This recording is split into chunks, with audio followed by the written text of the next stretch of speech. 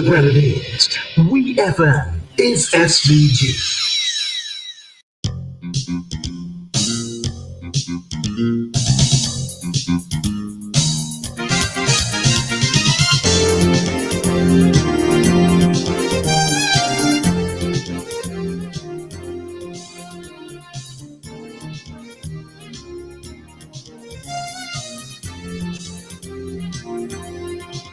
28 minutes on to 11 o'clock here in St. Vincent and the Grenadines. You're locked on to WEFM 99.9, the Clean Fresh Sound, and this is your It's Your Turn program.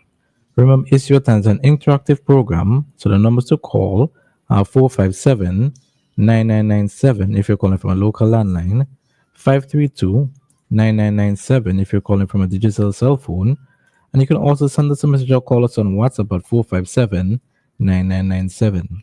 The It's Your Turn program is being hosted by Mr. Cecil Ryan, Mr. Philbert, and Mr. Joel Providence. Good morning to you, Cecil. Good morning to you, Karen, and thank you for the introduction. And good morning to you, Philbert. And we will introduce our special guests in a little bit. But in the meantime, we just want to hail up those who are listening, wherever you are. Good morning to you, and we hope you're having a wonderful day today. Today is in fact, the end of August 2025, of course. Tomorrow is September 1, and a new era begins in education for a number of our youngsters. And we will get back to that in a while. But for now, let me allow Pigeon to introduce himself. Philbert. Thank you very much, Cecil, and good morning. Good morning to you, Kieran, and good morning to all of St. Vincent and the Grenadines, to all persons listening to WEFM wherever you are, in neighboring territories, in the wider diaspora. Good morning. It's a beautiful day. It's worthy to be called a Sunday, and we let us hope it remains that way for the rest of the day. Yes. Well, in as much as our special guest is in our company right now, we have a few things as usual to raise, but we would just want to recognize that she's here and ask her to introduce herself. And because we'll be talking basically this morning for the larger part of the program, we're looking at Vincey's involvement in the recently concluded Carifesta 15 in Barbados. So we're going to be looking at that, and we have to lead our discussion this morning, PS in Culture, in Administrative Culture, Tourism, Dr. Timari Brown. Dr. Brown, good morning and welcome to the program. Good morning and thank you for having me. Good morning, Cecil. Good morning, P. John. Good morning, Kieran. And good morning, St. Vincent and the Grenadines. I trust that you are feeling proud and that we're truly ending the month of August on a high note, and all this positivity will go over into September. I want to say special good morning also to our persons working in and living in the diaspora as well, who may be tuned in and locked on to this morning's program. All right, so we'll get back later on to discuss more fully the question of our Vincey's participation in Carifesta. That was a big deal, so we're going to come back for sure, and that's the feature of this morning's discussion. But in the meantime, as usual, we would raise one or two preliminary matters, but we would just want to greet our listeners or those who are listening via Star Radio. Good morning to you and Garfin Radio. We hope you all are doing well, and it's really a bright and upful morning, and in fact, bright and upful day for St. Vincent and the Grenadines across the world, especially generally, but it's particularly at home here, where we, as we said before, tomorrow would be again continuing the focus on education, and the education revolution is growing, is blooming, is expanding, and we have, I didn't mention it, but I want to do so now. We have two other colleagues online who will be joining us, who are part of the Vincey delegation to Carifesta in Barbados. We have, first of all, a man who who's familiar actually, who's familiar to Isiotan and to radio. A young man with a lot of potential. Who's potential? He was the leader of the delegation. I'm talking about Rodney Small. Rodney, good morning. And we are bringing you in now, not to say anything yet, but we just want to recognize your presence on the link with us this morning. Good morning, Rodney. Pleasant good morning, everyone. Pleasant good morning, Mr. Ryan, P. John, Permanent Secretary, Dr. Brown, and all those persons who are hearing my voice and who's viewing online. So it's a blessed Sunday. Good morning. Yes, we're expecting also to have the participation of Maxine Brown, Director. Oh, she's here. I sorry, Maxine, I didn't realize you're here. Good morning to you as well, Maxine, and happy to have you on the program with us this morning. Good morning, all. Good morning to the team. It's good to be here. All right. So we will come back to talk largely about your participation and the wonderful display that you guys have enabled in Barbados. It's the mouthpiece of everybody in St. Vincent. Not only here abroad, in here at home, but abroad as well. We're coming back to you guys. But in the meantime, Philbert, any particular... I need to say, though, that Gerald he's on his way. He should be here shortly. In fact, he has indicated that he's on his way and he will be here shortly. He got a little bit held up in the traffic. You know, these days traffic is so heavy. No matter what day of the week it is, you know, traffic is heavy in Vinci right now. Pijan, I noticed first of all, let me say on last week's program, I've had a number of calls, Pijan, saying how wonderful last week's program was. Last week, for those who didn't follow us last week, we had in studio here 2 students, Denzel Wynn and Dion Black from the West St. George Secondary School. And then we had also as well Minister King, Curtis King. And online we had Zoe Daniel. Zoe Daniel attended the St. Vincent and Grenadines Girls High School. So we were discussing generally the education revolution, and in particular, we were looking at the CXC performance of these youngsters coming out of the last results, CXC results.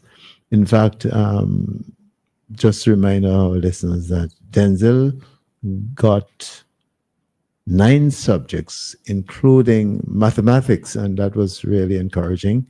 And Diane got 8 subjects. Zoe, who was a student from the Girls High School, received 10. Was it 10, Pijan? I think it's 10, yeah. 10, yeah. She with a number of ones in between. I think there were 8 ones or something like that. And Minister King spoke about the wonderful performance generally, with the Girls High Schools standing out front, and a number of other schools, including the West St. George Secondary School, that has moved up. In fact, the West St. George Secondary School improved their performance by 12% over last year, and that was a wonderful thing for the West St. George Secondary School. So we had a discussion along those lines, and a number of people reached out and said how wonderful that program was, Pijan. They were particularly impressed with Denzel, and you know, when his parents were here to receive him when we finished the program, and they were so excited because Denzel is generally a shy guy, and in fact, he himself said on the program it's the first time he was placed before a mic. He appeared in front of a mic, but he did his performance in studio. It was very good, and we just want to recognize that and to encourage them to continue excelling in education and make the education revolution proud. Yeah. So that was good. And we highlighted the point, which should not be forgotten, that this particular cohort bore the brunt of COVID,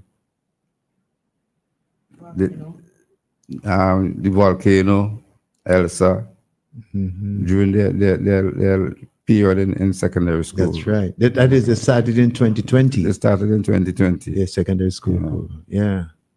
Yeah. So that means that they did exceptionally well, their performance. We also recognize that Canaan Secondary School Yes. continues to do well. And in fact, they seem to be steady at around 80% performance. So that was good.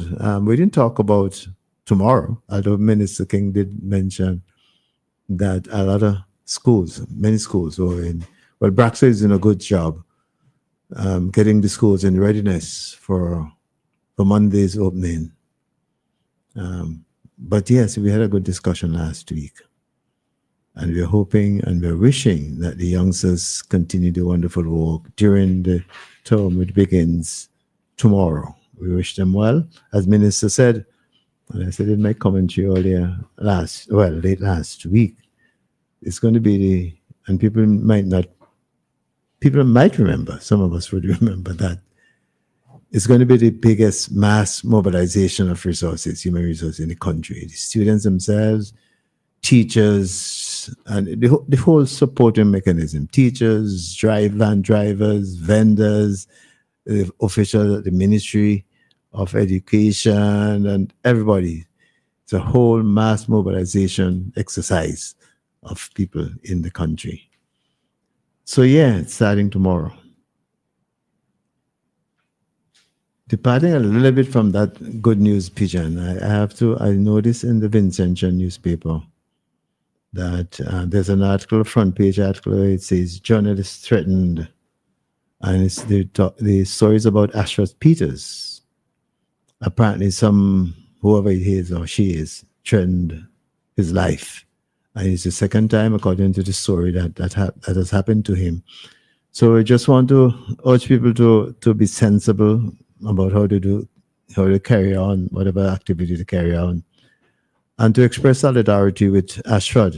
As a good journalist, he has been in the business for a long time. And we never know, there are a whole set of unstable people out there who think only for themselves and not keep in mind that they have responsibility to allow other people to live their own life and live their life productively and well. So I just want to recognize and express solidarity with Ashford Peters as a journalist and as a human being, as a Vinci, Pigeon, I don't know if you read that story, did you? No. Yeah, okay. And one more thing I just want to mention quickly. I remember last week I raised the question of the audacity of the US to continue the kind of thing that they do. They do so well. They threaten people when they don't like what people in other countries, what progressive things people are doing for the people in the population. They threaten them, basically. And in this case, they threaten Venezuela by the presence of military, showing off their military might, as they do now of Venezuela. And I just want to again echo that. And the thing is, as Renwick said in his column in the Socialite, they always do it under the guise of they trying to get to stamp out drugs, and they do it all the time. And in this case, that's what they say in the case of Venezuela and President Maduro. That's because of drugs. And some of us, unfortunately, buy them then their argument, as seems to be the case with Prime Minister Kamala Bissessa in Trinidad. She seemed to have given them green light for the use of their waters. And but the good thing is that a number of persons and entities have come out against that kind of warlike behavior. And I want to just say, express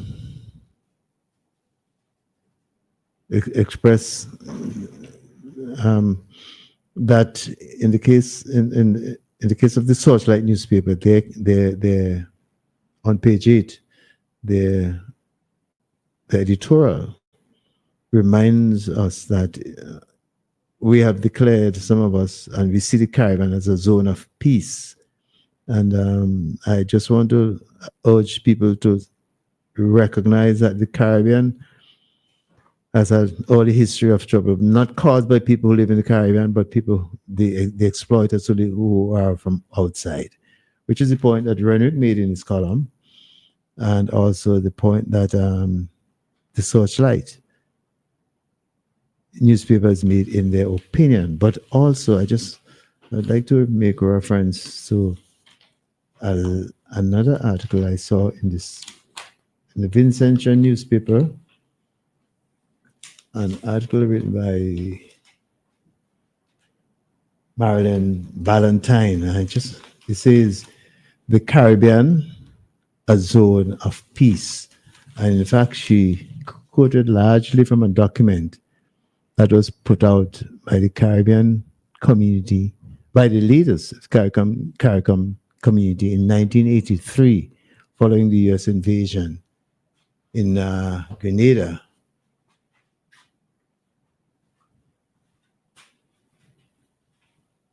Yes, following the US invasion of Grenada.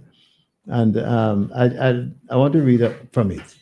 It says, she is quoting what was said in that statement. It says, we the people must not only keep ourselves well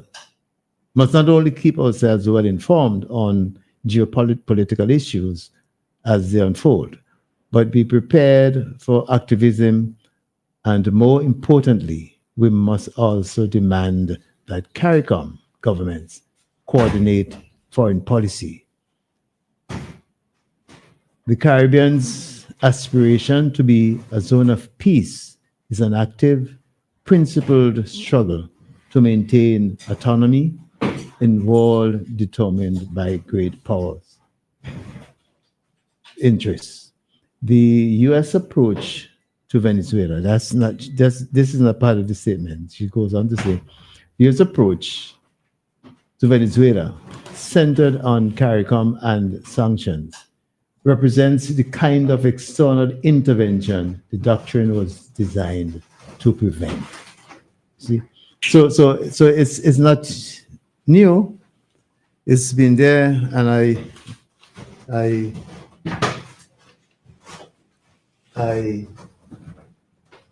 sorry, I got a little bit distracted there, and I want to play this song as an expression of solidarity.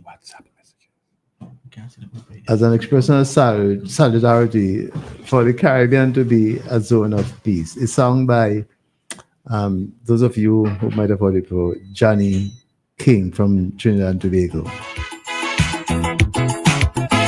Creating a whole lot of trouble in this world.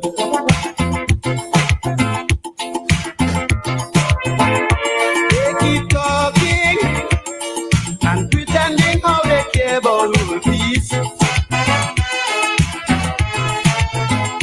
Yet the making of nuclear weapons won't cease.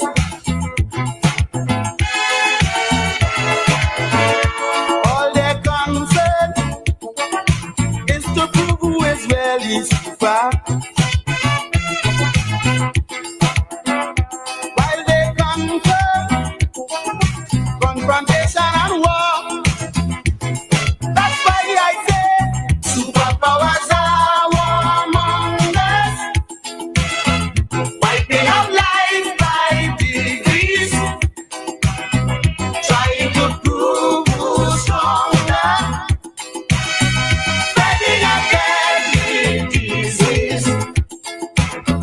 So all this peace talk and bomb talk is old talk and skylark. Why they're talking, people dying, human rights on the run, people starving, till these mongers sending money and bombs. This was a 1988 production for the Trinidad Carnival season. That was done by Johnny King.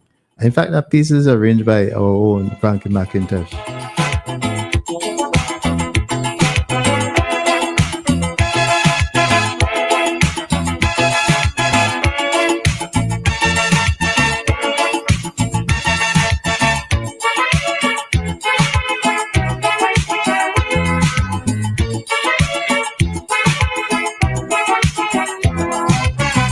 The aim is to rule every nation, dictate your system.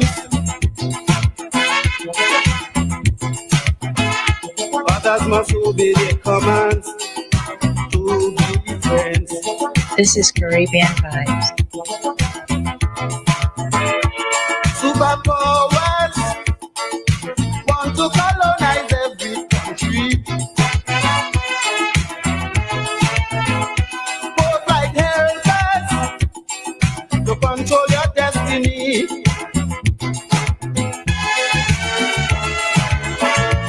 Never fight at home, but invade your lands to play their war games. On their super throne, war and peace is the same.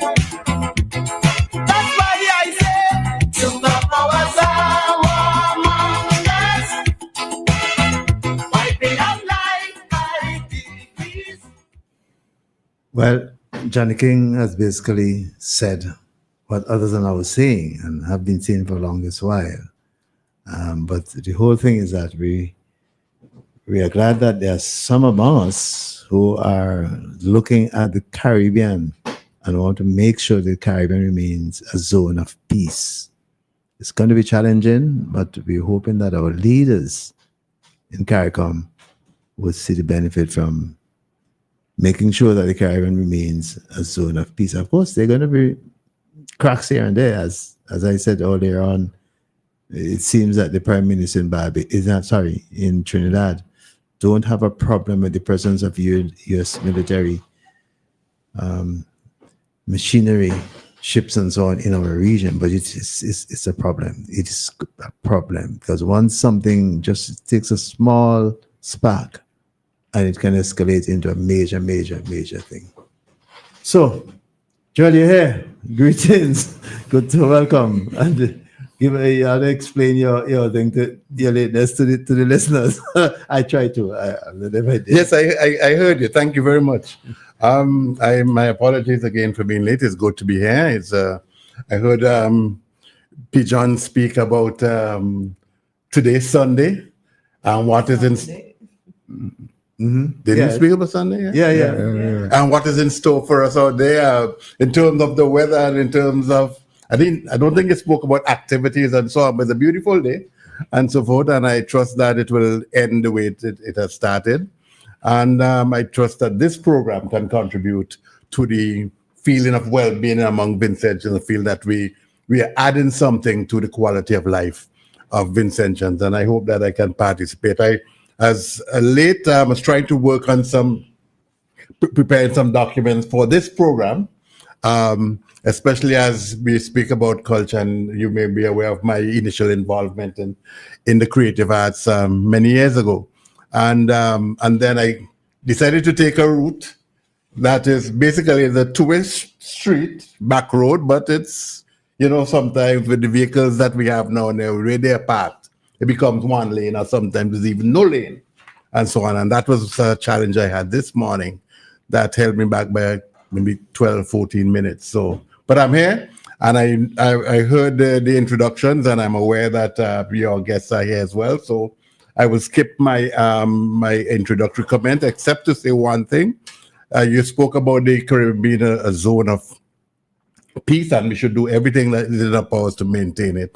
That way, I just wanted to say, just make one comment or turn it into a question maybe, is that we talk about the drugs that enter countries in the hemisphere, and then they may pass through the Caribbean seas and so forth, or the entire jurisdiction. But we have not been hearing from our leaders as to what about all the arms that come from countries within the hemisphere. and so forth. And the same way that we can hear reports about whatever, how many packets of fentanyl cross the Canadian border into the United States. We should also be hearing about the arms that came into the Caribbean region in any given year. And I think it is something that each member country should be sharing, well, maybe they do, with CARICOM and to the regional security system, and then let us hear what is happening and the source of this happening, and then take it to the source nations. I said, this is the issue, and this is what is happening, because crime for us is a big thing. It's not just about being a zone of peace, but we want to do everything that is possible to mitigate against the level of violent crime that takes place in this region. And so I just say that for what it's worth, that we need to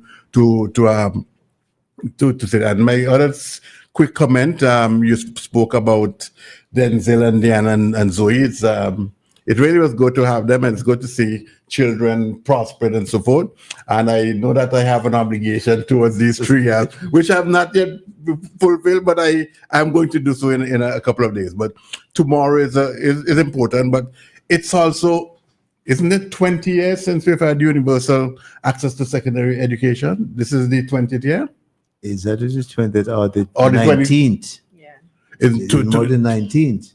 I thought it was 2005. 2005 was this, yes. So this, if anything, then this would be the 21st year. Okay. If maybe it's the 21st. We have just concluded. If it started in 2005, then July, August 2025 would have completed 20 years, right? I think more or less, right? So, but that's where we are, just to see. And I think that at some particular point, we need to evaluate the gains, because clearly there are obvious gains and so on. We've had 20 cohorts, or maybe into 21 cohorts and so forth. And of these 20 cohorts, there are 4 or 5 cohorts who don't know anything else but this system of education as we know it and so on, and the improvements that have taken place during the period and so on. So where we are, what is the purpose of education? What is it supposed to do for us? For the social and economic space and this overall impact. And I think at some particular juncture, we should discuss and see where we are educationally. And even though I have lots of things to talk about, I'll stay there for now, Cecil. Thank you very much. I want you to comment on this one. This is which one? WhatsApp that came in a little while ago, saying here, that note there, the last sentence there, it says, plenty of weapons that comes into St. Vincent actually comes from Venezuela. Could you respond to that? Well, I am surprised. I don't know who is the author of the WhatsApp message, but are you then saying then that the weapons are manufactured in Venezuela, Venezuela is a it's in transit through Venezuela from another source manufacturing country or market and so on. So I don't know. I made a comment on the writer. You know, what is the writer's name? Same person who wrote some time ago, and I commented on whatever the person wrote. I find the person has a history of writing these kinds of messages. In fact, if you look at what he has written in the past, and on the issue, even on the issue, you notice where he's coming from. So I think it's more.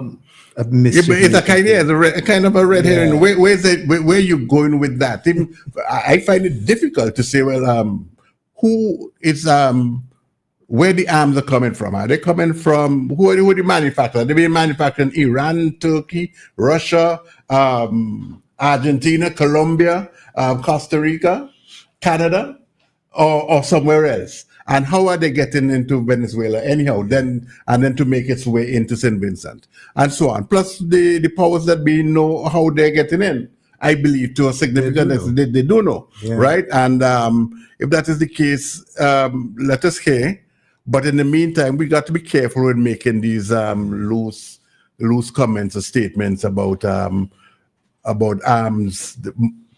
The weapons coming from Venezuela and elsewhere. I think this is a mischief-making comment, really, because the person saying at the same time that President Maduro He doesn't even know.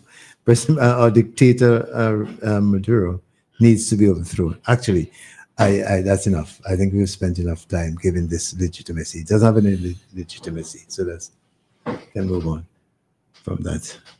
By the way, the author is somebody that Pigeon knows. Latchman, Pigeon. Alice.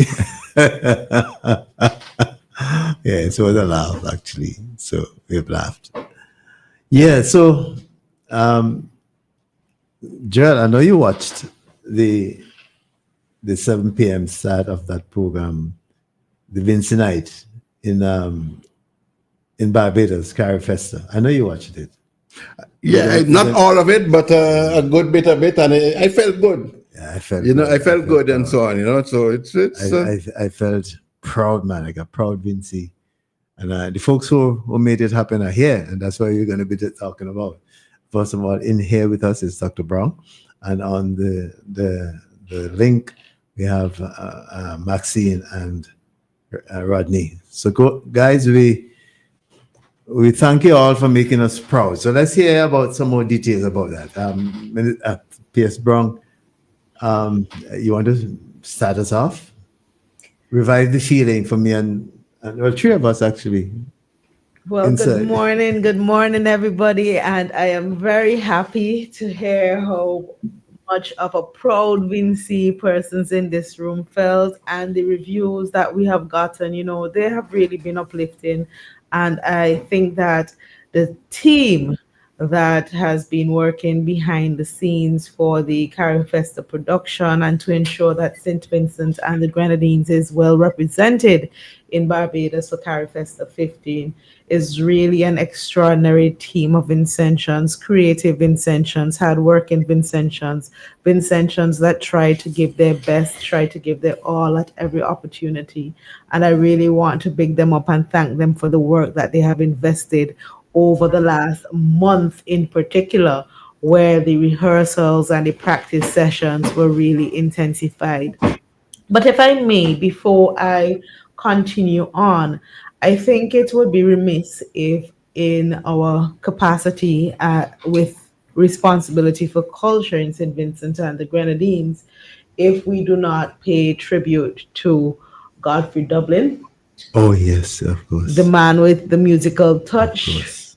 And I read the newspapers over the weekend, and I think there were 3 tributes in those papers. We had a piece by Patmos Richards, and he basically described Godfrey Dublin as, the lead vocalist of Touch, which thrilled local music lovers with calypso and soca genres.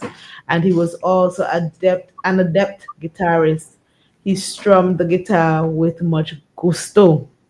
In addition to Patmos, we read about Willis Williams's tribute, and it was dubbed A Man with a Special Touch.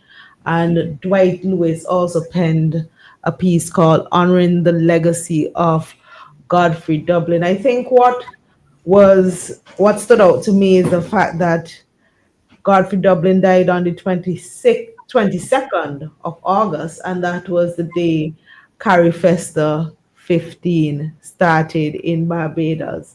I know quite a few of our artists were truly saddened by that, and we pay tribute not only for the performance that we have given, we say thank you for his contributions to culture and heritage in St. Vincent and the Grenadines. And the ministry has also done our tribute on our social media Facebook page. So we just want to say, we recognize a true cultural icon and his loss in the arena. And we say thank you so much for all that you have done. And I think that we can all agree that the thank you was not simply lip service, but the thank you really came through the presentations that we saw at Carrie Festa 15. I don't know how many persons know of the process that all of the production and all of the participation, what did that look like behind the scenes? And we have been really meeting since April of this year. as a core team, the CDC, the Department of Culture, as well as, different stakeholders who were necessary at different times, the VC3, the API, and so forth, because we wanted to, as far as possible, keep Vincentians in the loop of what was happening. And one of the first things that we had in May was an audition for getting the best talent, getting persons who are really desirous of representing St. Vincent and the Grenadines in culture and the arts on the regional stage. And I think that was one of the key components for us, because what you had really, you heard in the audition when asked, why are you interested in representing? And there were so many persons who were longing for the opportunity to prove their passion, to say essentially how much representing St. Vincent and the Grenadines means to them. And you could see that they gave it their all. On the last rehearsals, when they were sore and when they were going through all the motions of the intensity of those rehearsals, I think that the checking in icebreaker really said that these persons love what they do and they consider it such an honor to be representing St. Vincent and the Grenadines.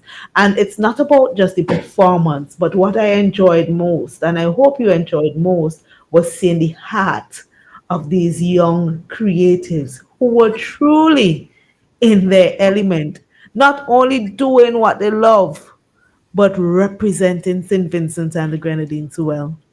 And I think Maxine and Rodney should jump in and tell us, the excitement shone through for me, but they were there in person as the management team, and I'm sure they could tell you what did that moment or the moments in the last few days really mean for our young creatives. All right, who's going to go first? Maxine? Well, I'll go first. Thank you. Good Yes. morning to the team. Good morning, St. Vincent and the Grenadines. Firstly, I'd like to echo the sentiments expressed by my permanent secretary, Dr. Tamira Brown, regarding Godfrey Dublin. My sincerest condolences to the family and Team Touch. Having established that, it's often said that hard work brings success. And Team SVG worked hard, and now we're reaping the benefit of hard work.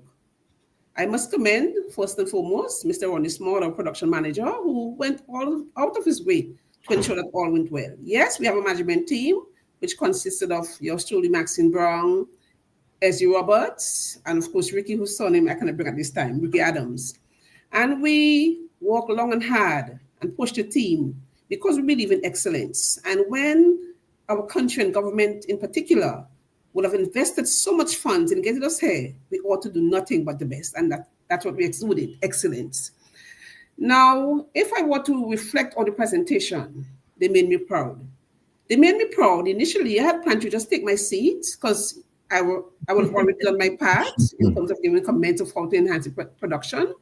But that evening, they made me so proud. I had to leave my seat and, as they say, rally for Sweet Sweet SVG. So we had an eclectic type of presentation, as you saw. So there was music, and through music, we had song, we had drumming, there was dance. I want to big up the dancers. Yes, I'm big up everyone, but I think the dancers went above the call of duty in executing so many dances for all the artists, and they must be commended like all the others. Definitely. And the drummers, our musicians, without them, we wouldn't be here. And I'm happy that we were able to step on that big stage, so to speak, and represent our blessed homeland, our Garifuna land, sweet St. Vincent and the Grenadines. And we celebrated and we were able to bring out the crowd. So there were students from Vinsa, there were Vincentians from the wider diaspora, there were those who were invited because as the director of culture, I was able to rally for more support. And so having met other directors from Grenada and St. Lucia and Trinidad and Tobago, we amongst ourselves were able to rally for each other. So you say, this is my country night. My country night is on the 28th of August. You come out. And when they had the country night, so it was a give and take situation. Now, I must commend the government of St. Vincent and the Grenadines for investing so heavily in us. Now, at the Department of Culture, we continue to provide training. But what is training without exposure? And so, Caribbean Festival is one of the biggest stage. Caribbean Festival of Arts is one of the biggest stage where we can not only showcase our intangible cultural heritage and represent our country, but we forge friendships. We meet friends we know from before, and so it's like a mini reunion. And when all is said and done, we are representing our brand, our St. Vincent Vincentian brand. And there are various artists here, and of course, there's fashion as well.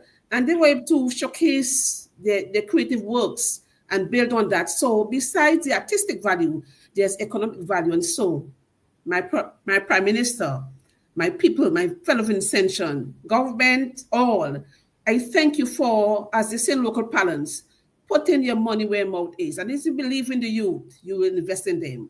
And I'm a firm proponent of the fact that the arts, it makes the whole child. And when you have idle hands and they have nothing to do, you get trouble and crime is not solved. But when you invest in the arts and create work and opportunities for idle hands to get involved, you have an ultimate showdown of people who are empowered and willing to build our blessed homeland, St. Vincent and the Grenadines. Thank you for your support, Vincentian. We'll be back home soon. And whilst here, though we thought of it, others are saying, man, this is too good. You have to either bring this back at Independence or at one of the expos. So as they say, we'll be back and we're not finished. We've only just begun. And I'm glad that everyone is so enthused because the artists, they feel so empowered now. They're going to come home. It's not a free ride, it's not a free trip. And they're going to invest in their various groups because we have people from different groups there, different dance group, different cultural groups, this different drumming group. And so each one will teach one and will make St. Vincent a powerful force in the arts, in culture in particular, to be reckoned with. On that note, I leave my counterpart, Mr. Small, to add the icing to the cake. Rodney, greetings. Come in. Yes. Good morning. Good Greetings. morning. I mean, thank you so much. And I mean, between Maxine and the permanent secretary, I mean, I also want to echo a lot of what they just mentioned. I mean, I'm coming to the closing of CARIFEST is a bit of bittersweet moment for us here as the contingent. And I also want to say a major big up to all the Vincentians and our colleagues from across the region. I mean, what I could say in a nutshell is that St. Vincent and the Grenadines is the talk around town here in Barbados. You know, I mean, even every morning there's a 6 a.m. interim committee heads our delegation meeting. And after the country night, St. Vincent was the conversation. I mean, even up to this morning, while they discussed the closing and the way forward for CARIFESTA, St. Vincent and the Grenadines came up and they were posting saying, well, boy, next stop is St. Vincent. You know what I mean? Bring it on. But I too, I want to say a major thank you to the permanent secretary, Dr. Brown. You know what I mean? I've had the opportunity of being to about 5 or 6 CARIFESTA. I kind of lost count, and the work that Dr. Brown have done behind the scenes is just tremendous. I mean, CARIFESTA is no easy task. I'm not even going to go around it.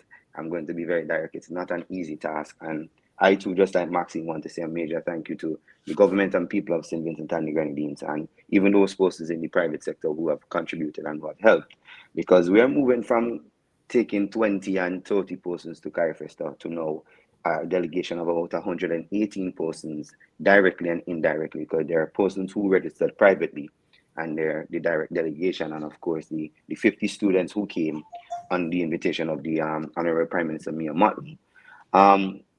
It is a true representation of where we need to be and where we need to go as a creative and cultural industry. I mean, we look at the production for the country night, and I want to speak specifically not just the on-stage performances, but behind the scenes, because when we were looking for a particular storyline or production, it took 5 persons to come together to create the storyline that you saw. So it wasn't about a particular writer.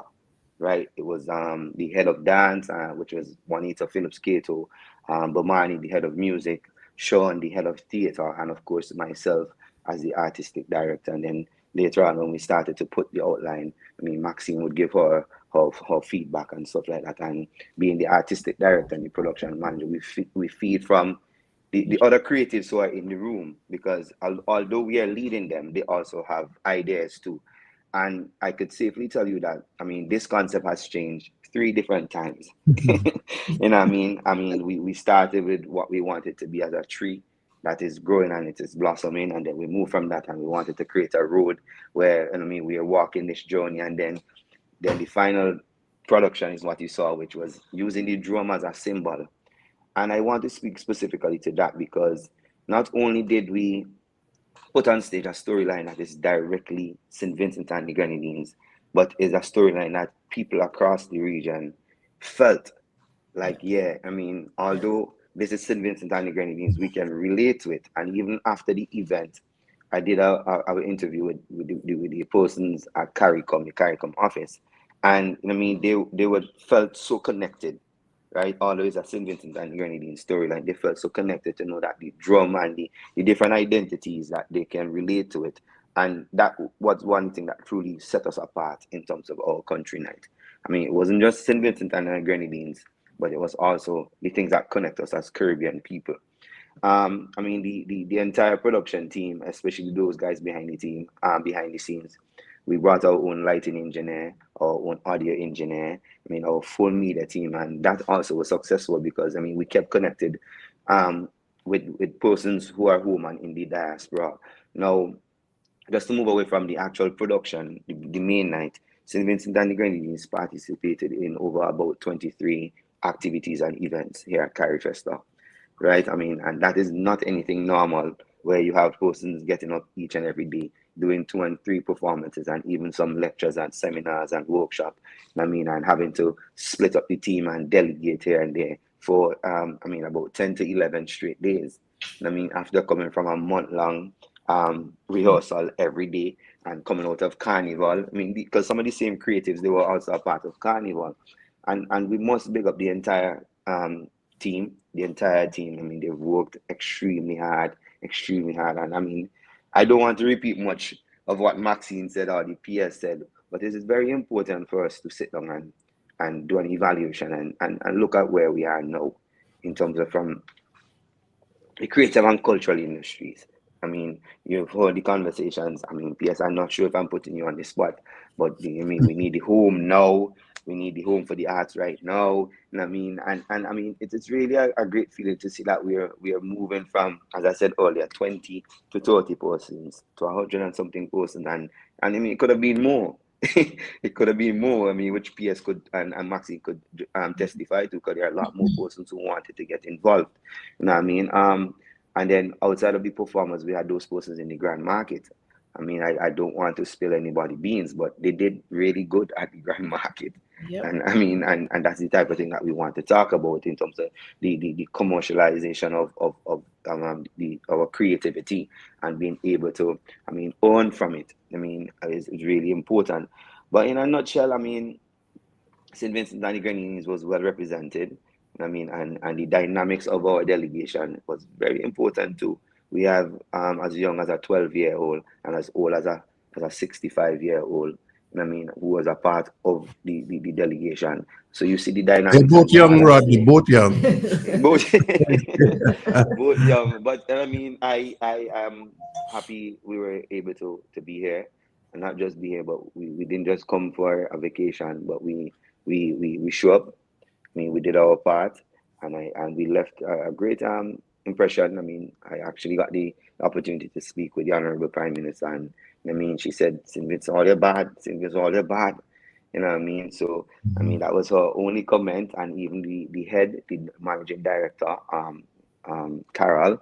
I mean, it's just great reviews. But the country night in particular, I mean, I was happy to see the response, and I mean, it is something most definitely I'm going to propose to the permanent secretary and the minister that we do it at home. I mean, and allow persons to actually see it, but also understand the overall storyline of it.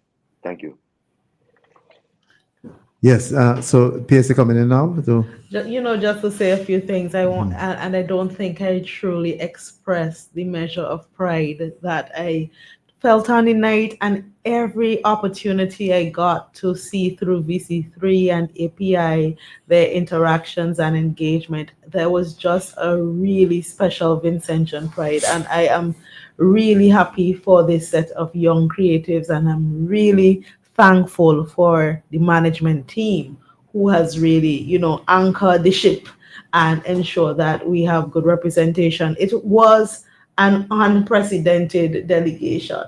It's the largest ever contingent. St. Vincent has sent delegations before, as was mentioned, but having 68 performers, having 7 artisans, having the media, having the technical team, having 50 students. Randy said it's about 180. That's 125 already. And then we have not counted those persons who went on their private, on the private end of things.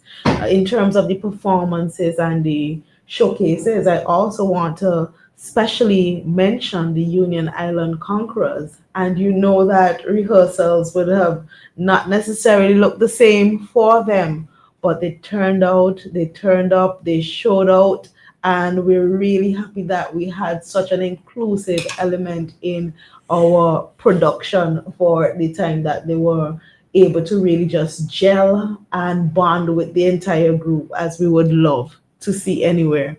We also must mention that, for the first time, there were Vincentian films showcased at Carrie Festa. And I think this missed a few persons, but I really have to say it. We have really talented filmmakers in Ackley Olton. We have his pieces, Madulu and Sugarlands. We have Grace Peters and Catman. We also have Fire and Smoke, the 2021 eruption, Colin Brown. We have Grassman 3 by Von Rudette. I Am Garifuna by Dante Oliver, and Views from the Middle by Echo Rodette.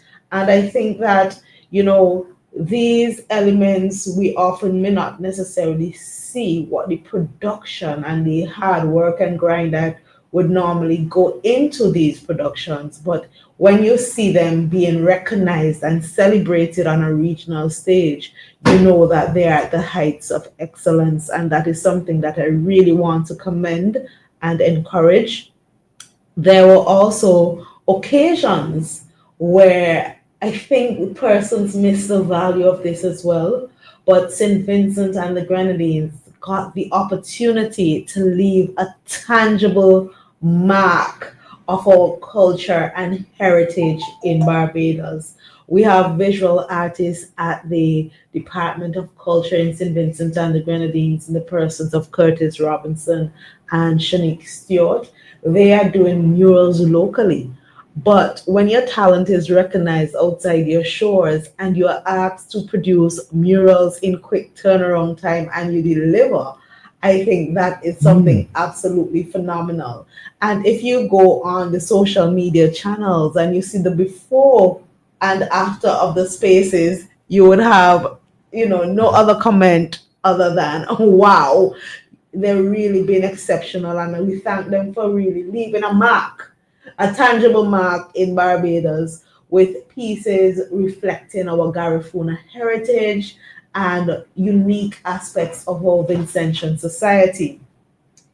There were also 3 major activities that really emphasize St. Vincent and the Grenadines' cultural diplomacy and thought leadership.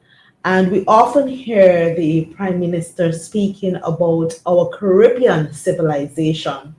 And for me, this is not just something that is said and recognized in St. Vincent and the Grenadines. This is something that is being embraced on the regional stage, in the regional space. And Prime Minister Gonzalez actually had the opportunity to go over to Barbados, not only to be in solidarity with the contingent, and I'm sure that Rodney and Maxine will say how much that meant for the team there, but also to exercise that thought leadership on the idea of the Caribbean civilization alongside Sir Hilary Beckles, alongside the Prime Minister of Barbados herself, the Honorable Mia Motley, and other very distinguished panelists. Our very own Director of Culture, and I'm surprised that she didn't mention it. I guess she's being a little modest as she usually is. But we had our Director of Culture, Maxine Brown, also being a panelist for a book launch which spoke to the unconquerable spirit, the indigenous resistance to colonization in the Caribbean Windward Islands, which was held at UWI Cave Hill. I think that Director Brown has such a wealth of experience and information with respect to these things.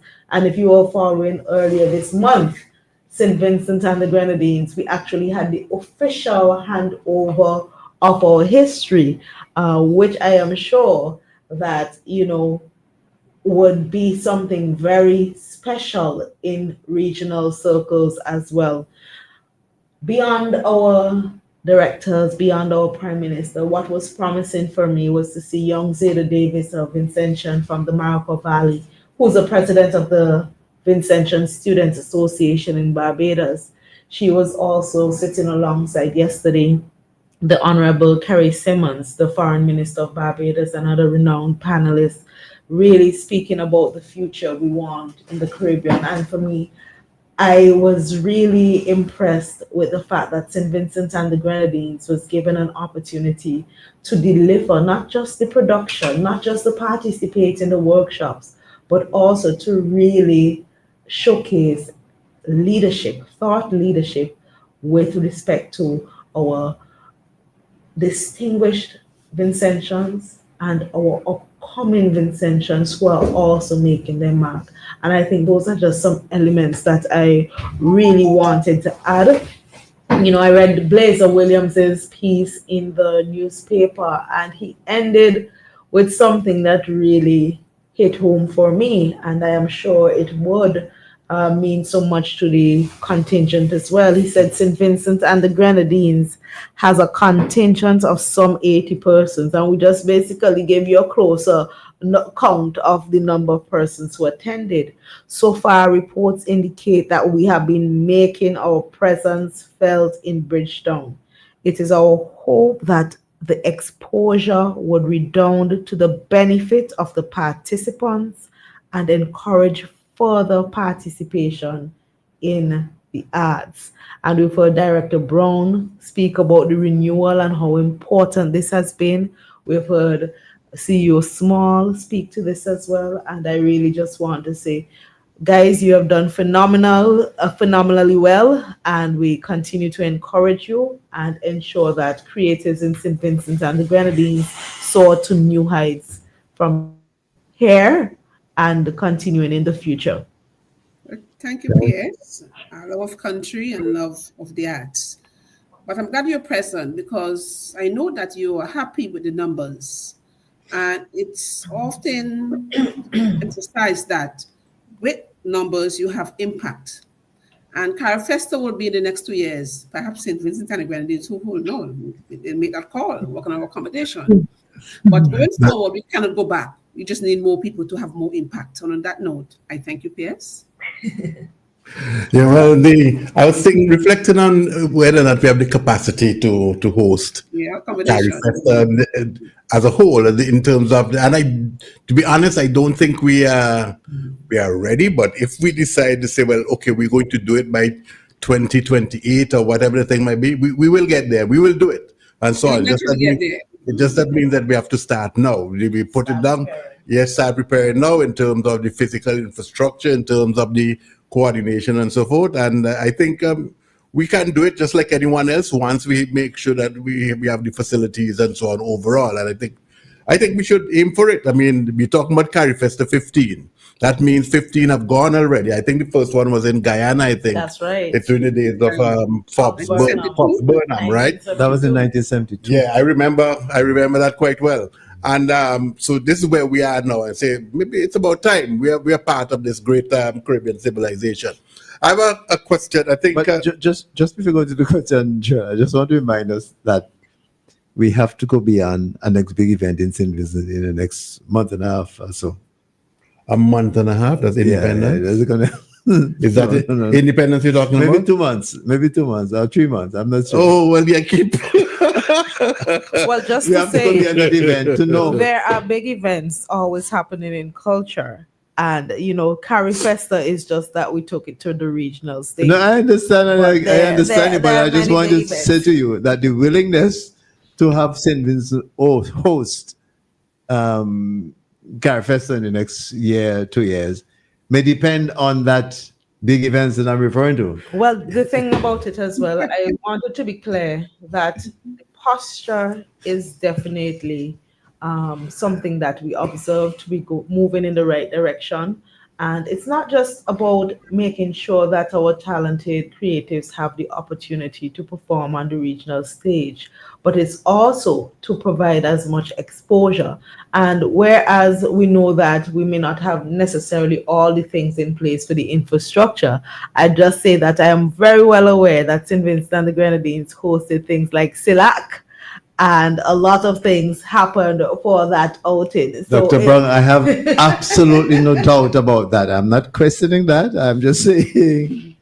Yeah, Well, my response to me? Cecil's comment is this, is that quite often, and I'm not digressing too much, is that we, the electorate, would say, well, we listen to who put themselves up to say they want to represent St. Vincent and the Grenadines at the governmental level, and we hear what they have to say. It's reflected in their manifestos and their public pronouncements and so on otherwise. Also, you figure that's the big event I'm talking about? Maybe, but I'm just making a comment about that. But I'm just making a point, though, that I think as well, though, that those who want to represent the St. Vincent and the Grenadines at the governmental level should also be hearing from us, the electorate. And if we feel that we should be making a bid for Carifesta in 2 years, 3 years, 4 years, or whatever it is, then we have to stand up, rally around each other, and make that clarion call and say, this is one of the things that we want to do.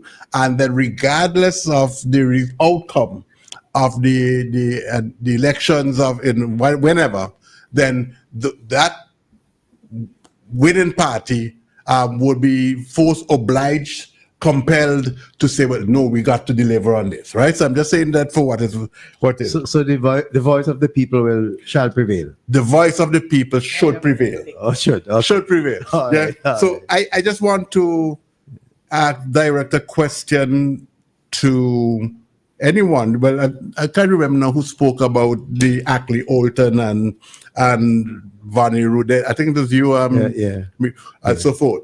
But I was also excited to see, because I have an old school friend from UB who's into filmmaking in Barbados. And I saw a photo with her in the presence of Ava DuVernay, who is an acclaimed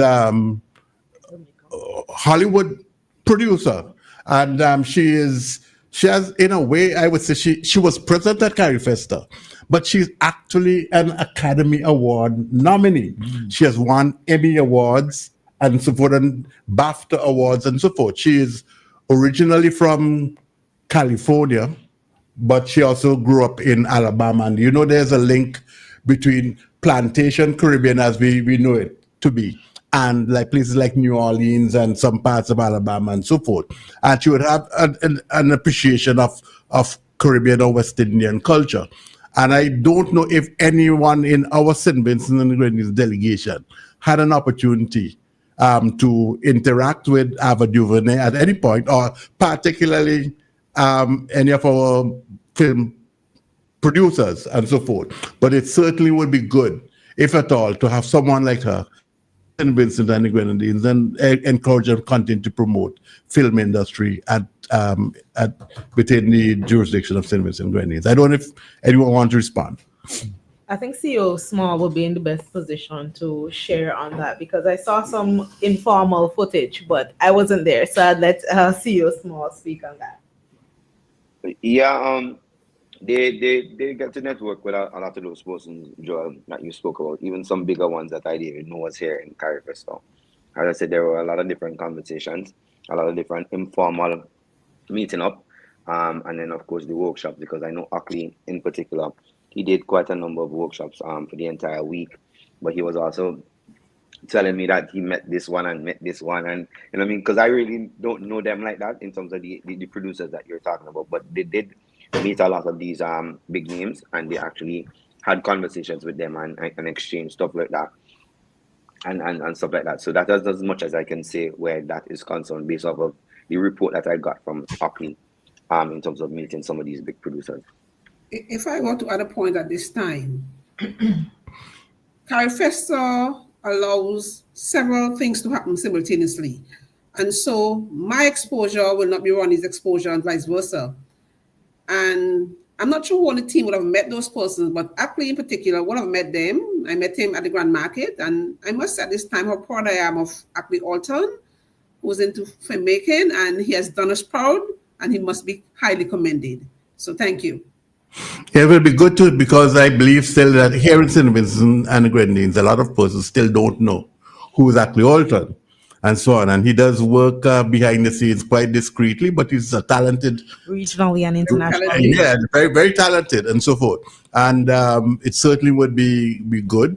By the way, I remember in the, it's kind of hard speaking, discussing these things, going back in history when I see Dr. Brong and Rodney and Maxine on the line and so forth. Cecil, this comment is for you and Peter, but not for the others. But I do recall when the film industry in the Caribbean was not thriving necessarily, but we had some movies coming out of Trinidad. We had the Harder They Come. Jamaica, starring Jimmy Cliff, which was actually directed and produced by a Guyanese and so forth. And that was a top-notch film.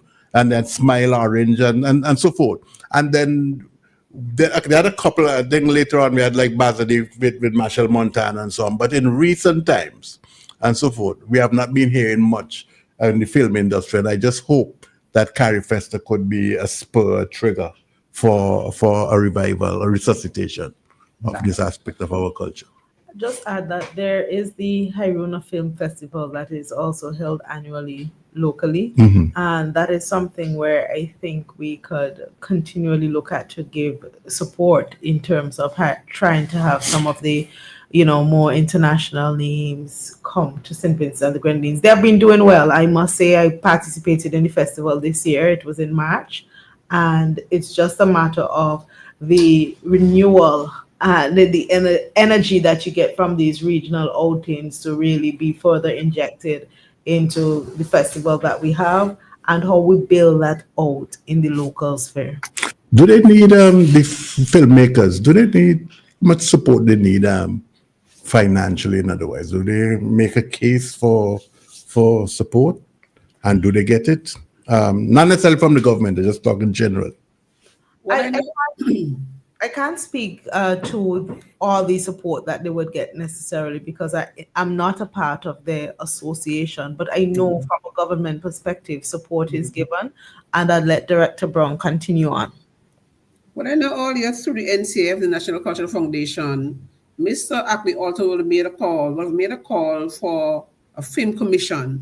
So I think that's an aspect they're working on where they have sought assistance, and we'll see how best we can accomplish that. And there are several proposals.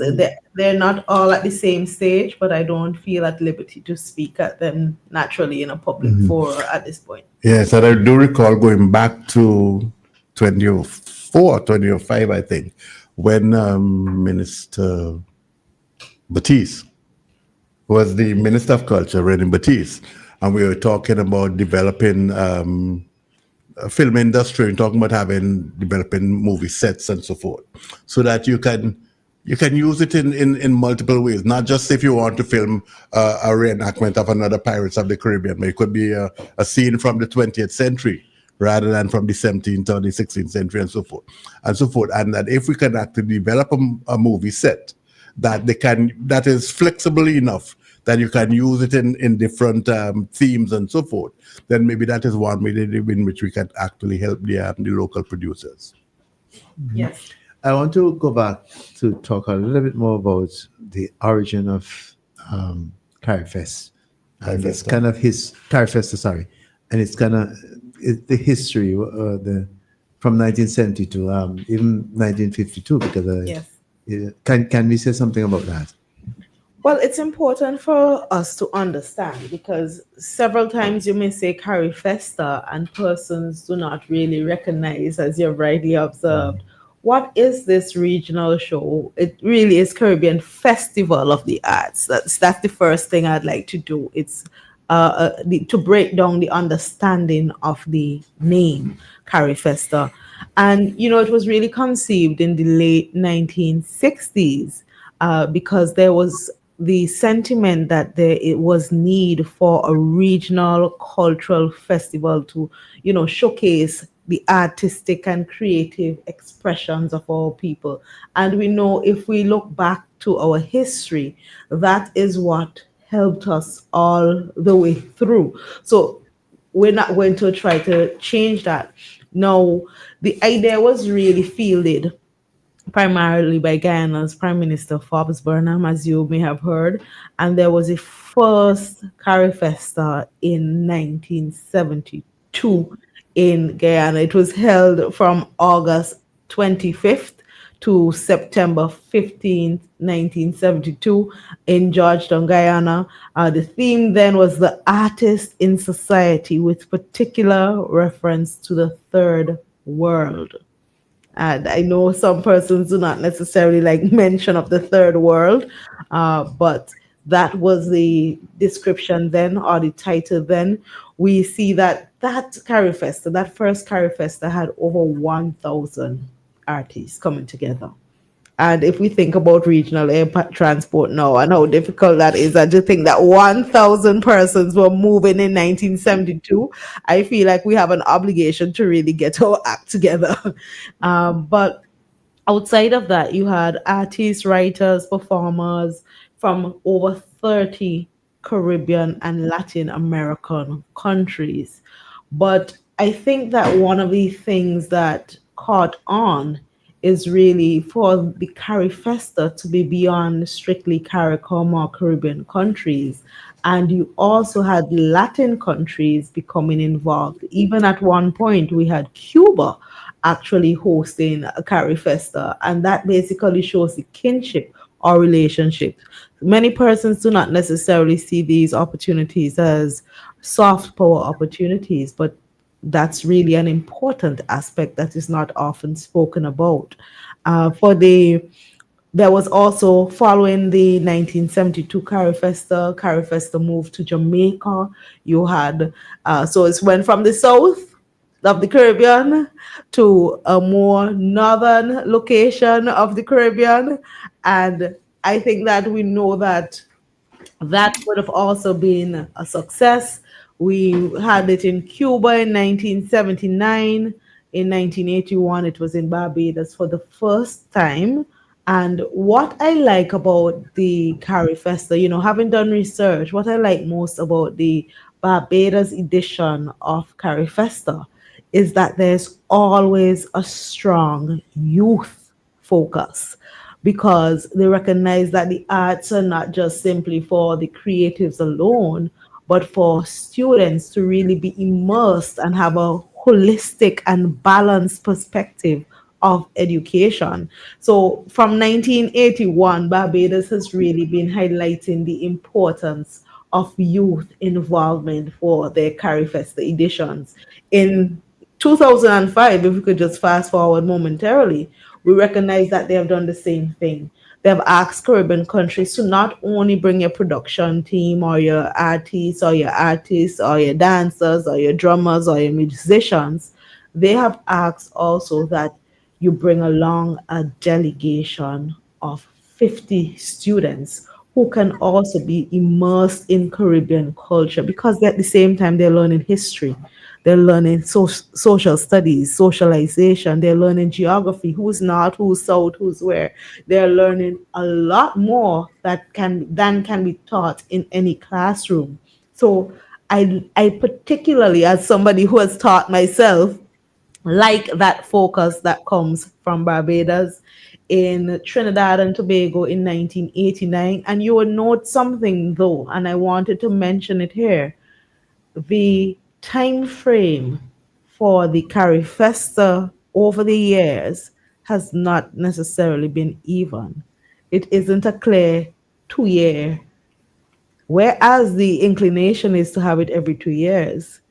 There are some years where 4 years, 6 years go by, no Carifesta. I think the largest gap was 11 years without Carifesta being held in the region. And Close to where? And you could imagine how painful that would have been for the arts in our Caribbean region. I think for this 2025 edition, the last time we had it was 6 years ago. And we know COVID and all these things had a hand to play in that. But really building on this momentum, we hope that we won't have to wait beyond 2 years, 2 to 3 years for the next edition of CariFesta to be held.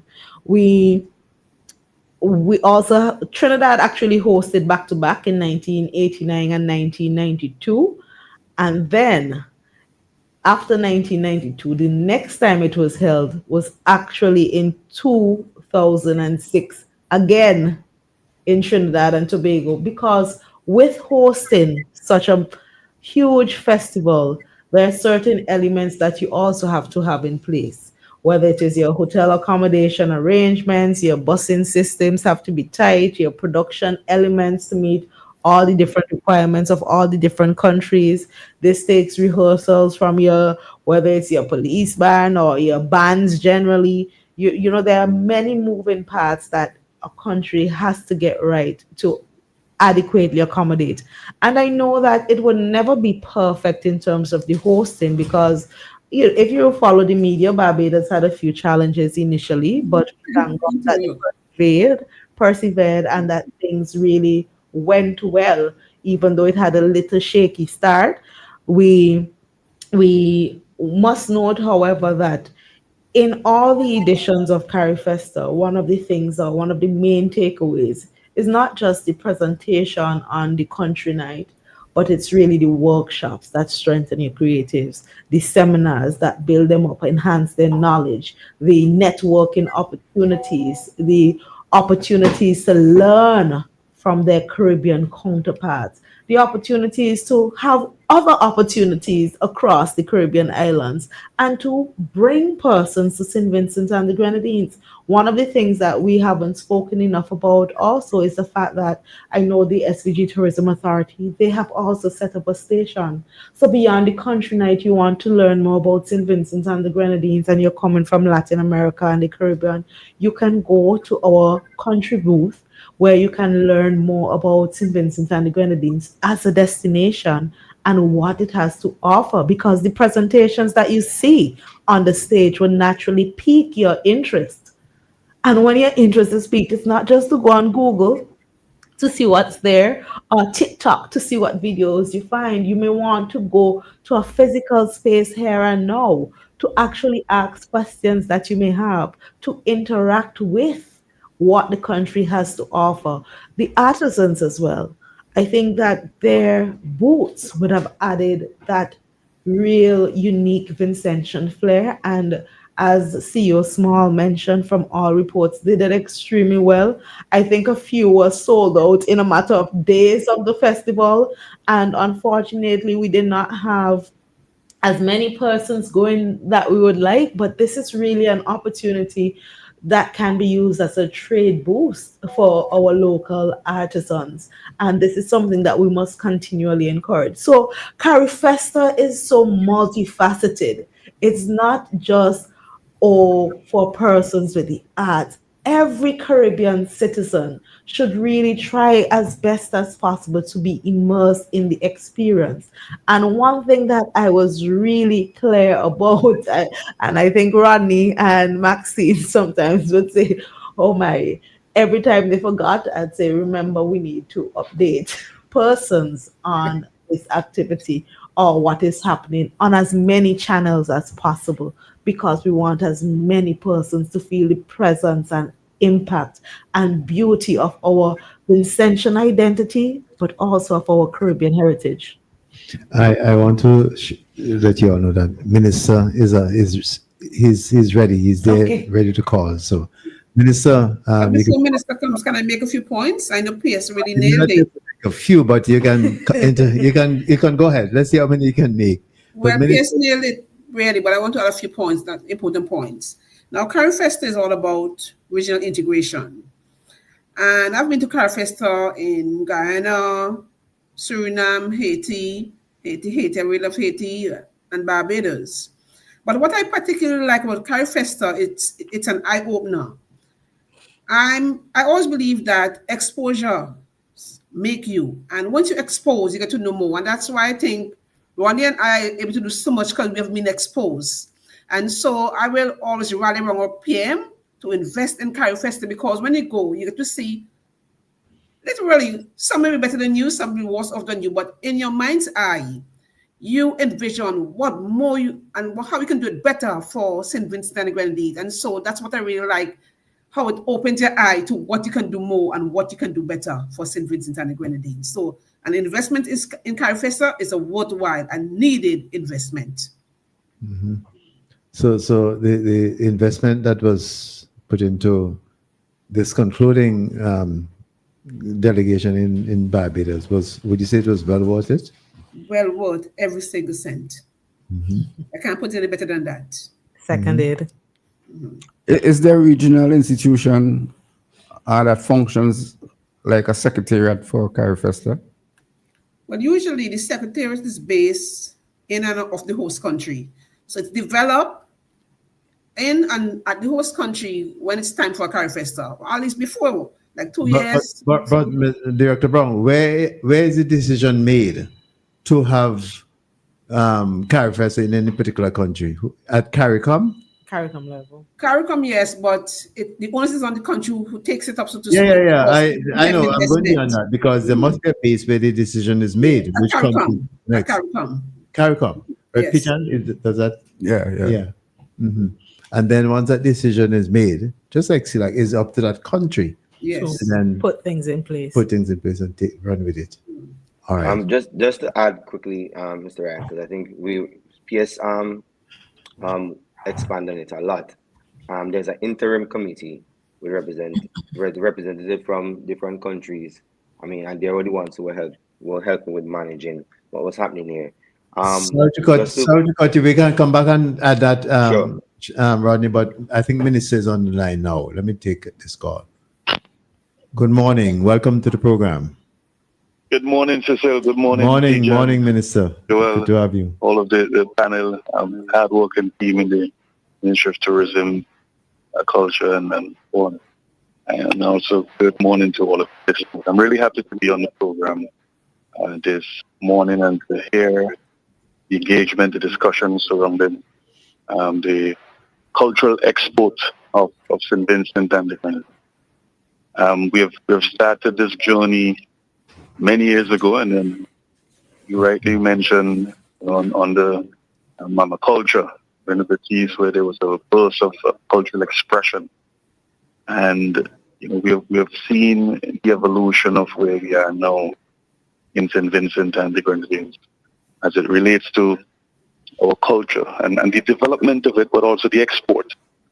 And one has to look at CarioFesta as not just an event which we are able to showcase our talent and our creativity, but as the PS rightly said, there is that significant part of what we do in terms of diplomacy, showing the Caribbean region and the rest of the world that St. Vincent and the Grenadines remains one of the culturally rich, diverse countries with that great socio-political connection to our Caribbean brothers and sisters. And the development of that is something which goes to the heart of our government and what we're doing. Of course, culture as an export, and that's something we have to look at. Zeroing on the creative economy, the potential that is there. And I think a lot of us, we focus a lot on the stage production and what we see on display. But we oftentimes overlook the backroom production, the rehearsals, those who are in the music, the production of that, the dance, the different elements that come together. And there are careers that we can pull out of the creative economy that can provide tremendous support to Vincentians if they take culture seriously and they want to have a full-time career within this discipline. So I was really intrigued to listen the panel and the Director of Culture, as well as the CEO of the Tourism of the CDC Carnival Development Corporation, who led the delegation to Barbados, and I want to commend them, along with everyone who participated, for really being true cultural ambassadors and showing the world that St. Vincent and the Grenadines as a creative hub. The developing art form and the creativity that is here, it's a living, breathing organism. Just like how we have humans, we have mammals, we have to look at the creative space, the synergies that are created as a living, breathing organism, a culturally rich, diverse destination and country which we can use the aspects of our culture as an important export in diplomacy, as well as soft power in ensuring that St. Vincent and the Grenadines is highlighted and reflected as a culturally rich country within our Caribbean space. Mr. Minister, I want to go ahead. Yes, I just want to touch on a few things which I heard in the discussion, in particular the Film Commission. Just to note that we've had some advanced discussions with some consultants, working with ICO Roddy and a few others who are connected to the International Film Commission, and working along with them. We've been putting together some information as to how we can crystallize having a commission here in St. Vincent and the Grenadines to represent the fine art. Now, we have all of the elements here in St. Vincent and the Grenadines in terms of when a production company comes to St. Vincent and the Grenadines. We provide and facilitate concessions. We also provide support in terms of a number of different things on island, in terms of staffing and accommodation and so on. All of the elements are here, but quite a number of companies. In fact, just a few months ago, we had a production company in the Grenadines. I am not at liberty to disclose what the production was because they have to premiere and have the airing of their show. But quite a few of them, they have an interest in St. Vincent. And I think one of the disadvantages that we have is that the lack of awareness as to what concessions and what provisions do we have in place for production companies who are coming here to do work. And it is finding all of that information in one location. And a commission that is established with support from the government and the artisans and the stakeholders within the creative economy, I think is something which we're keenly looking to establish and to have that here on the books in St. Vincent and the Grenadines.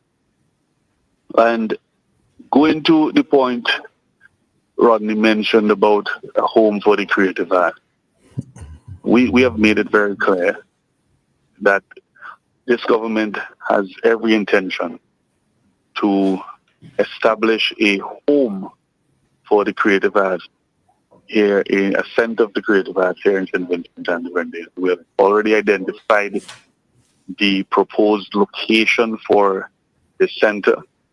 In fact, the conversation is surrounding the expansion of our cruise terminal in Kingston. When we remove the existing cargo port to, as we call it, bottom tongue at the modern cargo port, the amount of space there, the acreage and so on, we'll have to take a few of the buildings down, and we have to reclaim some lands and to redevelop that area into a touristic but also a local hub for the creative sector and the creative economy.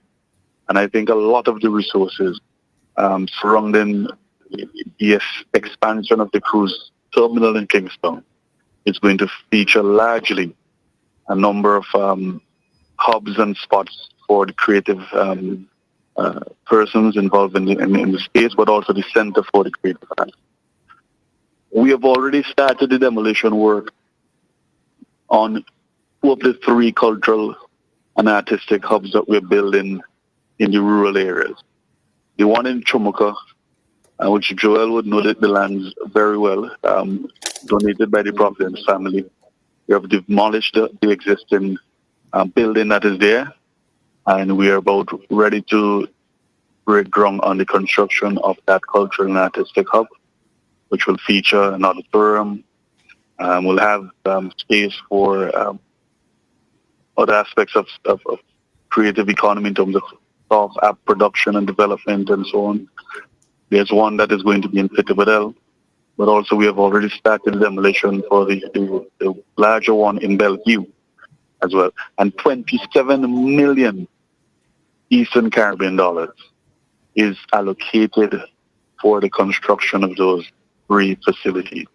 It is perhaps the largest investment we have made in infrastructure surrounding the creative economy here in St. Vincent and the Grenadines. And of course, no doubt, the cultural and artistic hub and the center for the performing arts, which we will build in Kingstown. When we add the value of that investment, when we do the designs and the bill of quantities, we'll easily put the investment well way in excess of over $50 million in terms of a capital investment in the creative economy and what we're doing to expand the creative sector here in St. Vincent and the Grenadines. So it's no surprise, and going back to CARIFest, it's no surprise when it was an easy decision of the government to spend $500,000 to prepare the production team and the performers to go over to Barbados to facilitate their participation in CARIFesta, the largest delegation we've ever had, representing St. Vincent and the Grenadines at the CARIFesta. So I'm really happy as the Minister of Culture that under my stewardship and with the diligent and hard work of a vibrant permanent secretary and director of culture and the CEO of the Carnival Development Corporation and all of the individuals involved who have done tremendous work in ensuring the execution, management of the production we've seen over the past few days over in Barbados. I'm really happy and elated with the outcome of that. Joel, I think you wanted to. Yes, I was going to ask a question in relation to the entertainment hubs for like Petit Bedell, Bellevue, and Chumuka, but you've spoken to that issue already, Mr. Minister. But I want to pose a question to you. It ties in with tourism. I have been to New Orleans on a couple of occasions, and I know that there are persons and the cultural artists in New Orleans feel that there's a link to the Caribbean historically.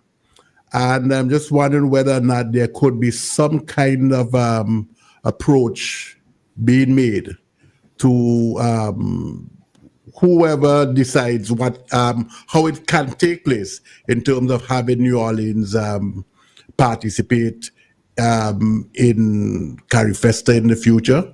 If New Orleans can even be twinned with Vincy Mas, for example, and so on. So you can actually have Vincentian artists going to New Orleans for their several festivals there. And generally, if we can, as a result, build our tourism thing as, because New Orleans and generally, even though it is not quite as important as the Eastern Seaboard, that you can actually have persons from the Southeastern United States coming to St. Vincent and the Grenadines. I just put that to you to see for your consideration, but my initial question really had to do with the entertainment hubs in North Leeward. In fact, you're actually quite right in relation to the link with New Orleans. I've had a few visits from travel advisors through the American Association of Travel Advisors. And quite a few of them from the New Orleans chapter on that side of the U.S. have expressed how culturally immersive St. Vincent and the Grenadines is as a destination. how similar it is to where they are from.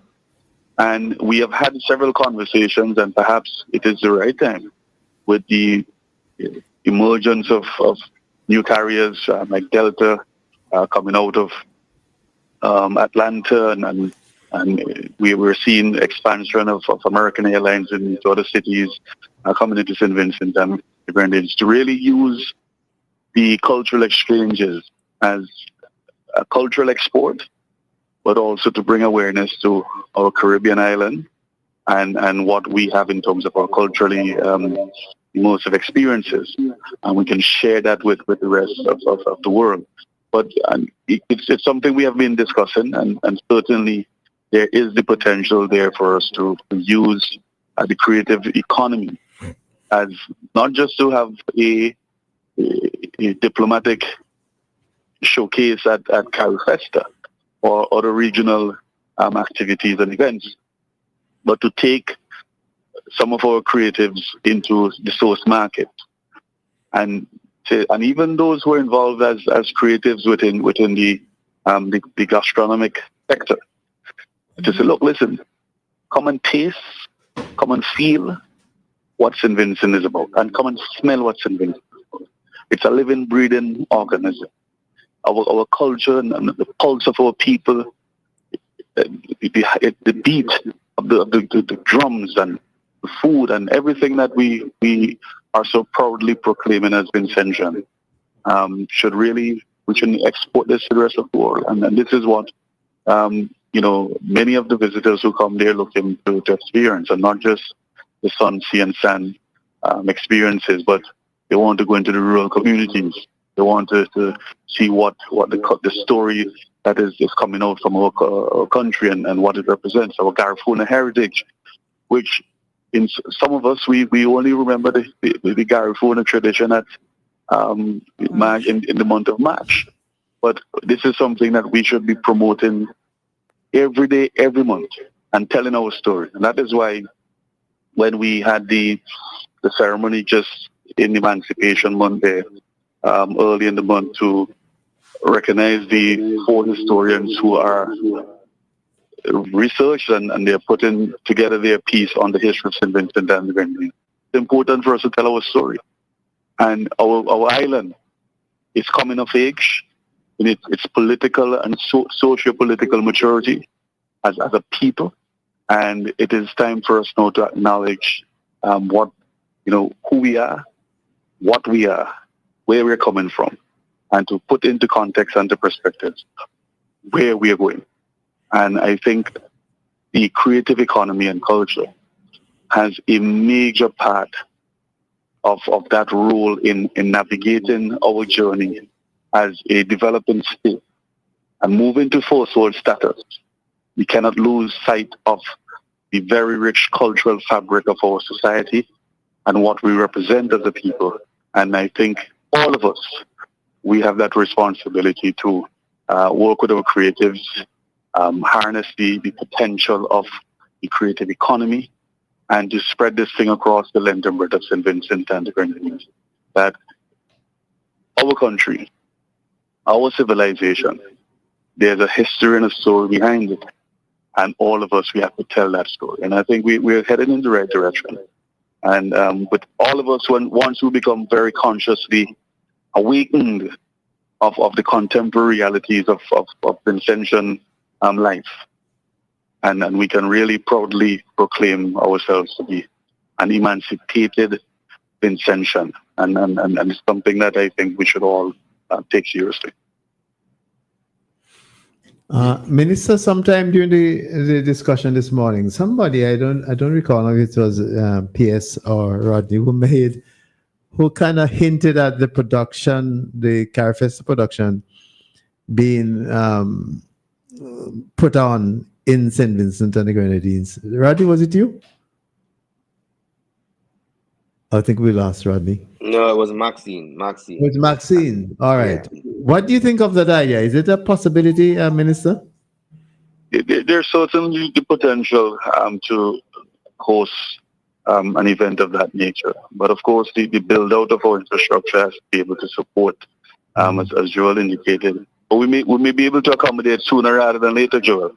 But I do agree that we need to look at building out sufficiently our infrastructure surrounding that, creative spaces, which we have to look at having hosting activities of this nature, our hotels and so on. But if we're able to host a carnival and accommodate so many persons, and of course we should be able to host a Carry Fest activity. And certainly it's something which we can look at and put the resources and the planning in place to make a bid for a Carry Fest hosting. And it is something that is indeed quite possible. But Minister, I was really referring not necessarily to Carry Festa, but I thought I understood whoever said it to be a production to the benefit of Vincentians, like soon. Is that? I think that was what you was mean in the terms country, of like the country night. delegation when they return? Yeah, a production like in the country night. There are 2 points. Right. Rodney was in fact the person who said he would very much love to see the production home here in St. Vincent. Right. I think that's the point I'm referring to. I do believe, I don't know what in the calendar we can set this up, if it's in this month, September, or in October, which is Independence. But definitely, I am 100% in agreement, and we should make sure that we have the local production showcase here in St. Vincent and the Grenadines on the return of the delegation. Mm-hmm. So it's really up to the team to decide whether they want to fit it in the calendar of activities for Independence, or if they may want to go sooner. I know the burst of energy and the excitement. Yes. They may want to go sooner, and perhaps sometime in September. We can perhaps have the official launching of the Independence activities in September, leading into October, and perhaps have the production as a showcase during the official launching of the Independence Month, and it can be in September, which is in a few weeks. Yeah, well, I'd be happy for that consideration. So somebody's coming in. Maxine, are you coming in? Or just saying on echoing Minister sentiment, September's dance month and October we are there, Independence time. So any which way can fit in. It's an easy fix. If I may add, the proposal from the Independence Committee is to make that production a part of the Independence Parade, cultural aspect of the Independence Parade, like what we did last year. As I said, the proposal from the Independence Committee. And even yesterday, I had a conversation with some of the other heads in terms of making it more elaborate and expanding on the storyline and even the groupings, right? So there was a conversation. I mean, if you notice, there was approximately about a 15-member choir joining Ronnie on stage when he did Perseverance. Is to move that from 15 to 150. And I mean, spreading across. So the conversation has started in terms of where we can take the production, and the proposal will be to do it on the night of Independence or the day of Independence, whichever is accepted from the cabinet and the ministry. Cecil, I will tell you, I saw the production during the rehearsal, and it is a refreshing piece of art and the storyline and the different components that come together. And it was the symmetry of it was so perfectly choreographed. I must tell you that to see it in person is a completely different thing than seeing it on televised. Mm-hmm. And I'm quite certain the Vincentian public, everyone would really want to have the opportunity. This is really going to be one for the history books, I believe, in terms of the choreography, the narration of it, and the storyline behind the end of it. It's so rich and sends a powerful message, and the infusion of the folks from Union Island. And I looked at that traditional group. It's perhaps one of the longest cultural groups we have in St. Vincent and the Grenadines. We ought to do a lot more to recognize their role and how they've been able to preserve aspects of the cultural, parts of our society and Vincentian life. And I want to single them out here during this program. They were fantastic, and I can see so much of what they're doing should not just be limited to the island of Union, but we should really have them on the mainland, going into communities and sharing aspects of that. Because what I saw from them and over the years, how they've been able to preserve that aspect, the cake dance and the types of music and that they produce and so on. It's quality piece of our culture, and I think we should really look at how we can preserve them. But it was a fantastic idea to have them included in the delegation, to have a wide representation of the Vincentian community. And of course, I really want to say that what I saw during the rehearsals, it is something that every Vincentian should really get the opportunity to see in person. Mhm. I'd like to express all these sentiments. I happen to know some of the folks from Union Island. I think Donna Prime, she is one of the, I think she's a leader. Dana Prime. Dana, yeah. Oh, it's Dana. All right. Dana, yeah, you're right. Dana Prime. And she's the daughter of my good friend, Lorna Bob. So I happen to know them. I happen to know the drummers also. And they have a unique way of drumming, which I always admire. So yes, Minister, it'd be good to have the production done here when those guys come back home. It'd be good, and they did extremely well, and it could only be a repetition of. But for me, I'd like to feel high again. What we have done so well is the talk in the tongue, both Bridgetown and Kingston. Oh yes, okay, double song. No, so while Minister's still there, I want to ask you guys, Director and Rodney, on that particular aspect. Tell us a bit more about how the Bajan on this street received your participation. Well, I've been in and out, up and around, because I happen to Barbados quite well and have plenty of friends in Barbados. And the talk is like, oh, they never knew the Vinces was so hot. Oh, come on, we have always been hot. I think they came to the session and they were amazed by the production, because having observed all the country night, you have an MC and there's always some intervals of interruption saying this, but we had a smooth sailing. And I think we caught them by surprise, because as they think the little island, but we're small, but we tell what to borrow Jamaican line, having studied Jamaica. So I think we took them by surprise. Yes, we have been getting promotion to Skinny and all those big artists, but to bring our country night to Barbados, thinking, oh, the small island is doing it. We didn't just do it, we brought it down to the nitty-gritty with excellence. And I think that is what surprised them. And they were forced to recognize us. Yes, we have been recognized, because everywhere we go, they pick up the Vinces. Because at the youth events, we have our, I can't remember her name, but Litty, that's so artist. Let's see. From Sandy Bay. From Sandy Bay. Followed, because the youth present here, they're quite powerful. They have really been impressive. And so as we do those shows leading up to the big night, which we have already promoted through our banners and our flyers and word of mouth, they came ready for Vinci. And when the Vinci came, and those in the diaspora who we have not seen in a long time in the diaspora, and they came and they brought the energy, we became a force to be reckoned with. St. Vincent, big up yourself. I love it. Thank you. Big up ourselves. All right. Minister, you're still there with us, are you? The minister's gone. Yes, I'm still here. Oh, you're there. Hope you're not taken away from. But not for very long, because I have another engagement. Well, that's what I was wondering. I don't know if anything. Well, not. Let me invite you to say whatever you want to say now in terms of rounding up, because I don't want to take up too much of your time. Yes, thank you so much. And I really just want to ask, and all of the creative interventions, let us work together collectively. Let us bring all our energies and our ideas and the creative juices that flow. Open up the tops, open up the pipes, let the creative juices flow. I want to give each and every one of you the undertaking that this government, we are going to support you.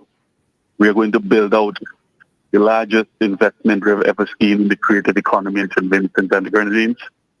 We continue to do that, not just through infrastructure, but the support, but also personnel, training, what we've been doing over the years in building out capacity and putting all of the the square pegs in the square holes and the wrong holes in the wrong holes, The wrong pegs. so to speak, figuratively.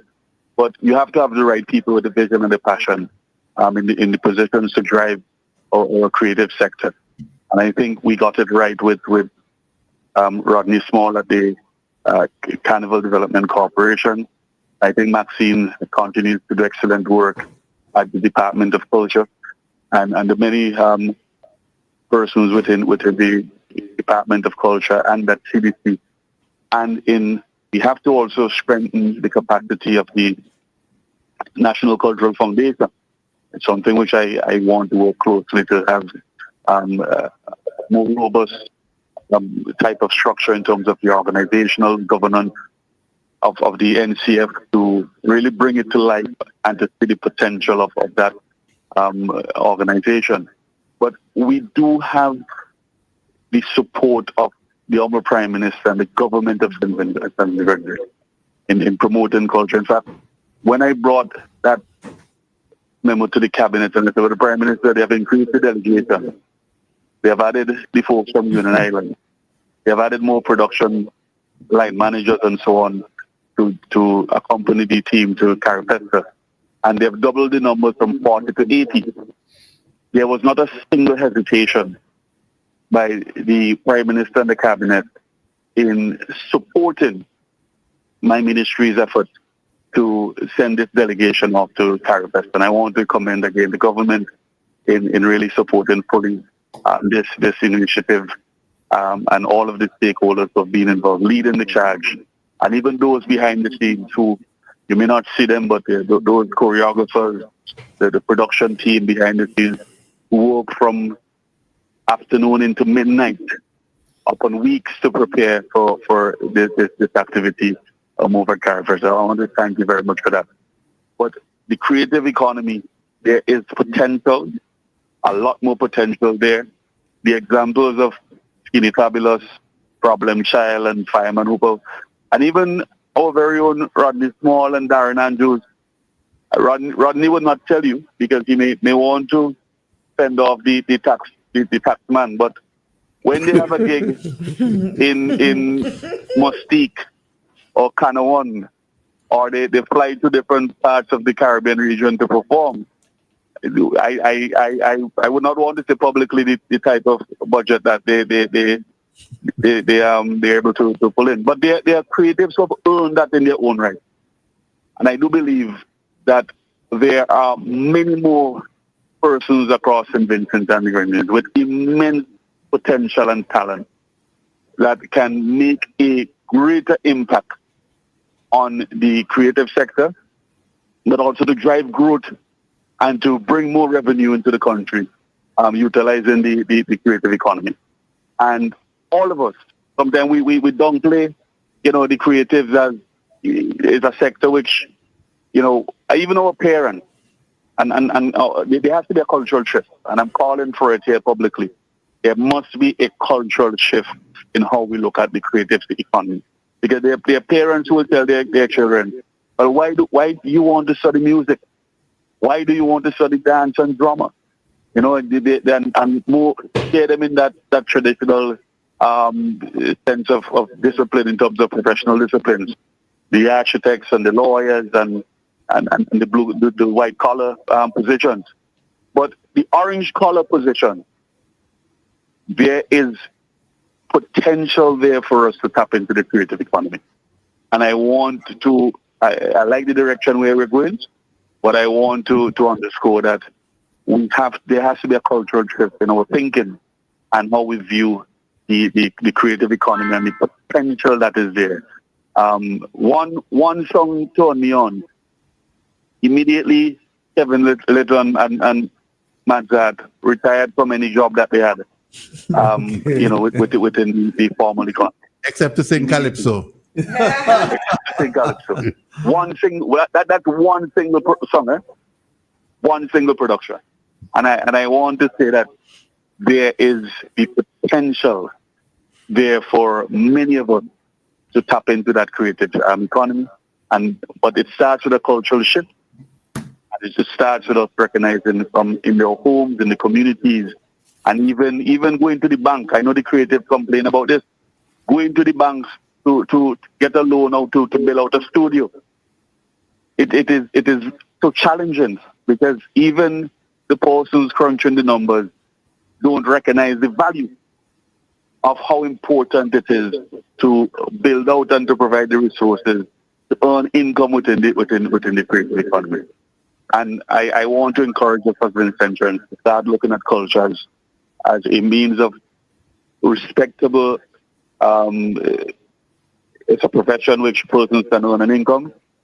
There has to be some respectability to the role that young people who are interested in this field would feel comfortable going into it because they have the support both economically, both morally from the family, economically from the bank, and the policy from the government, which is pushing them in that direction to say, you have our full support, and we are here to work with all of the creative minds to bring our stories of intention life and the creative melting pot of what we have together. All right, Minister. Well, we're going to let you go because we do know you have the rest of the day to be a busy period. So Thank you, Minister. Thank you very much. Yes, thank you, and thank you for having me on the program, and all the best to everyone on the panel, those who are listening.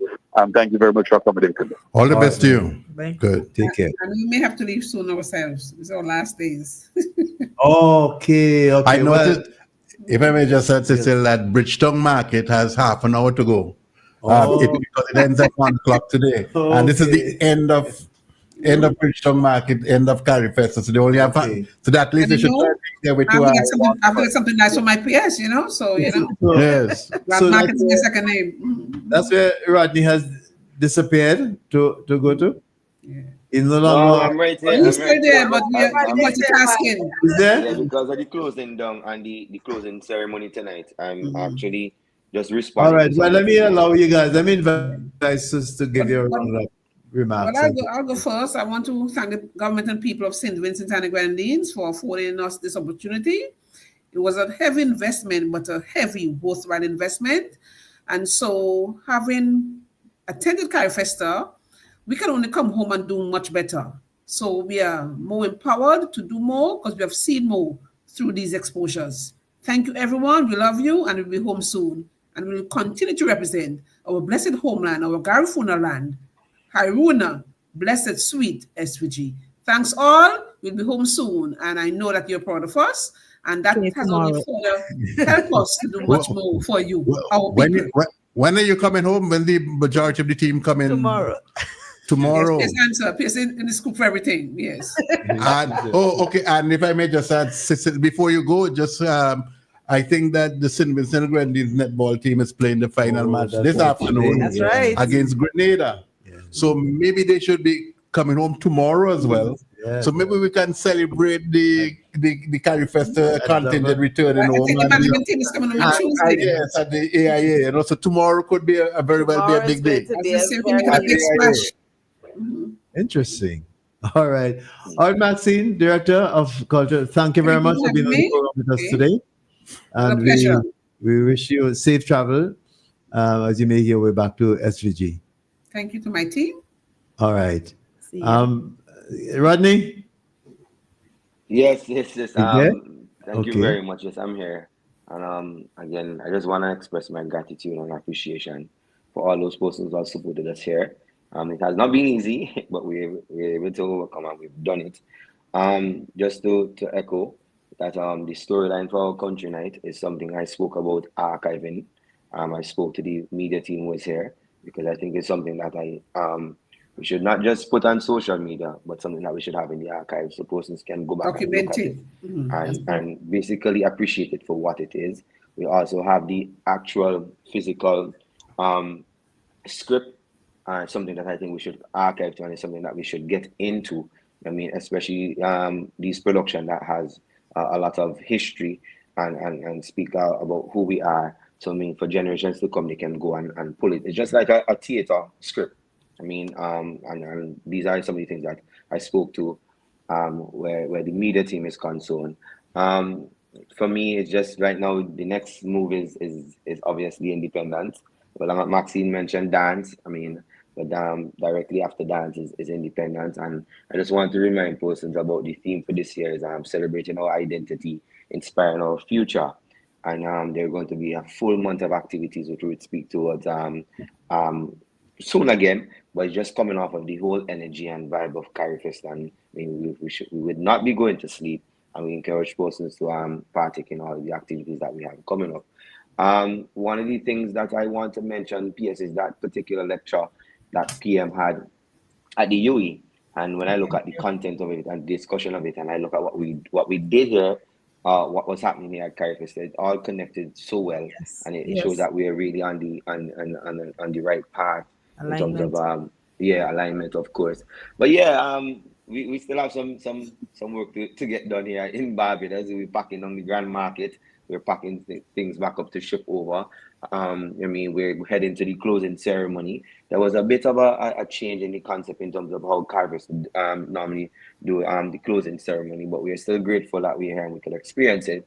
But the point I was making earlier, Mr. Ryan, before the minister came in, is that I mean at that interim heads of delegation and production meeting, the only disappointing thing, I would say the challenging thing, is that no country has stepped forward in terms of who wants to host the next Carifesta, because naturally at the closing ceremony they would normally do a handing over of the next country. Yes. And you know what I mean, it was a big conversation this morning. I'm a bit disappointed that nobody wants to host at this particular point. But there have been interest in some countries who are not directly Caribbean countries who would like to host Carifesta. I mean, very interesting countries who have put forward their interest. But I'm hoping before the year is out or by next year, somebody could say, we want it, and But let's You a shared go. house Caribbean, here. a Caribbean country, No, it's not a Caribbean country. and they want to host Carifesta. Want to bring Carifesta, the Caribbean culture, to their Big deal, region. you know. I mean, and that is something that a bigger conversation. A lot of people Yeah, don't I buy into the mean, Caribbean culture. I mean, we have to be careful. While we could also be happy for that, we also have to be very, very careful. And I mean, because one of one of the seminars I went to, we spoke about the intellectual property for creatives and how AI comes into play here. And I mean, when you get Yes. something from AI, who owns the rights? And there was a lot of big conversations that was happening here at Carifesta, especially intellectual property. And then that is something that, I mean, going forward, I mean, with the ministry, all of the departments in the ministry PS, we have to really sit down and have that conversation about Definitely. intellectual property. I mean, there was some behind the scenes conversation I had with the media persons regarding our production. I mean, some uncomfortable conversations, but in the end, their major producer understood what I was saying in terms of the content that you're pulling and what you're going to be doing with the content. But yeah, I'm grateful and I'm happy for the opportunity. I mean, especially for trusting me in terms of leading this delegation. It was an amazing experience. We had no major issues, no major problem, and again, with the support of the other managers of the team, we're able to have a successful character. So thank you very much once more. All right. Well, to the entire delegation, give greetings to them. Especially, I want to Dana Prime. She just let her know that we enjoy their presentation, particular component from Union Island, especially, but generally overall, everybody made us proud Vincies, prouder, because we are already proud Vincies. Made us prouder. So, again, thanks and safe travels. Thanks For the all. delegation See you coming up. soon. All right. A paper way for SVG. Hip hip. Hooray. We don't have a song bite here. At least we don't know if there's one. We don't know of any. But in the absence of a song bite, yes, we say hip hip hooray. Yeah, so I'm leaving the studio now. Please excuse me. Us. All right. Have a good Just time. thought- Be yeah. safe. All right, All bye. right. Thank you, PS. Yes, so PS, you're alone with us here.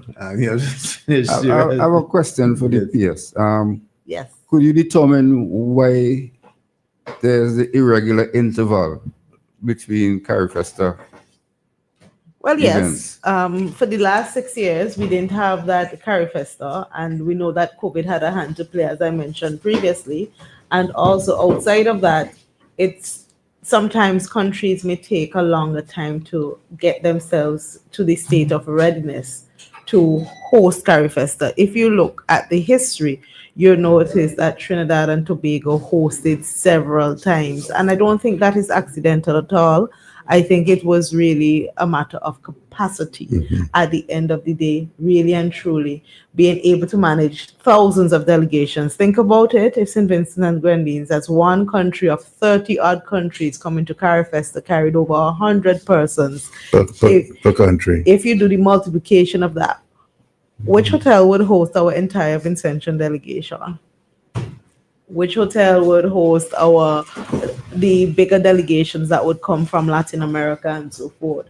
So, you immediately recognize the capacity concerns. And Minister mentioned the point that we're really going to do some sensitization or more sensitization on.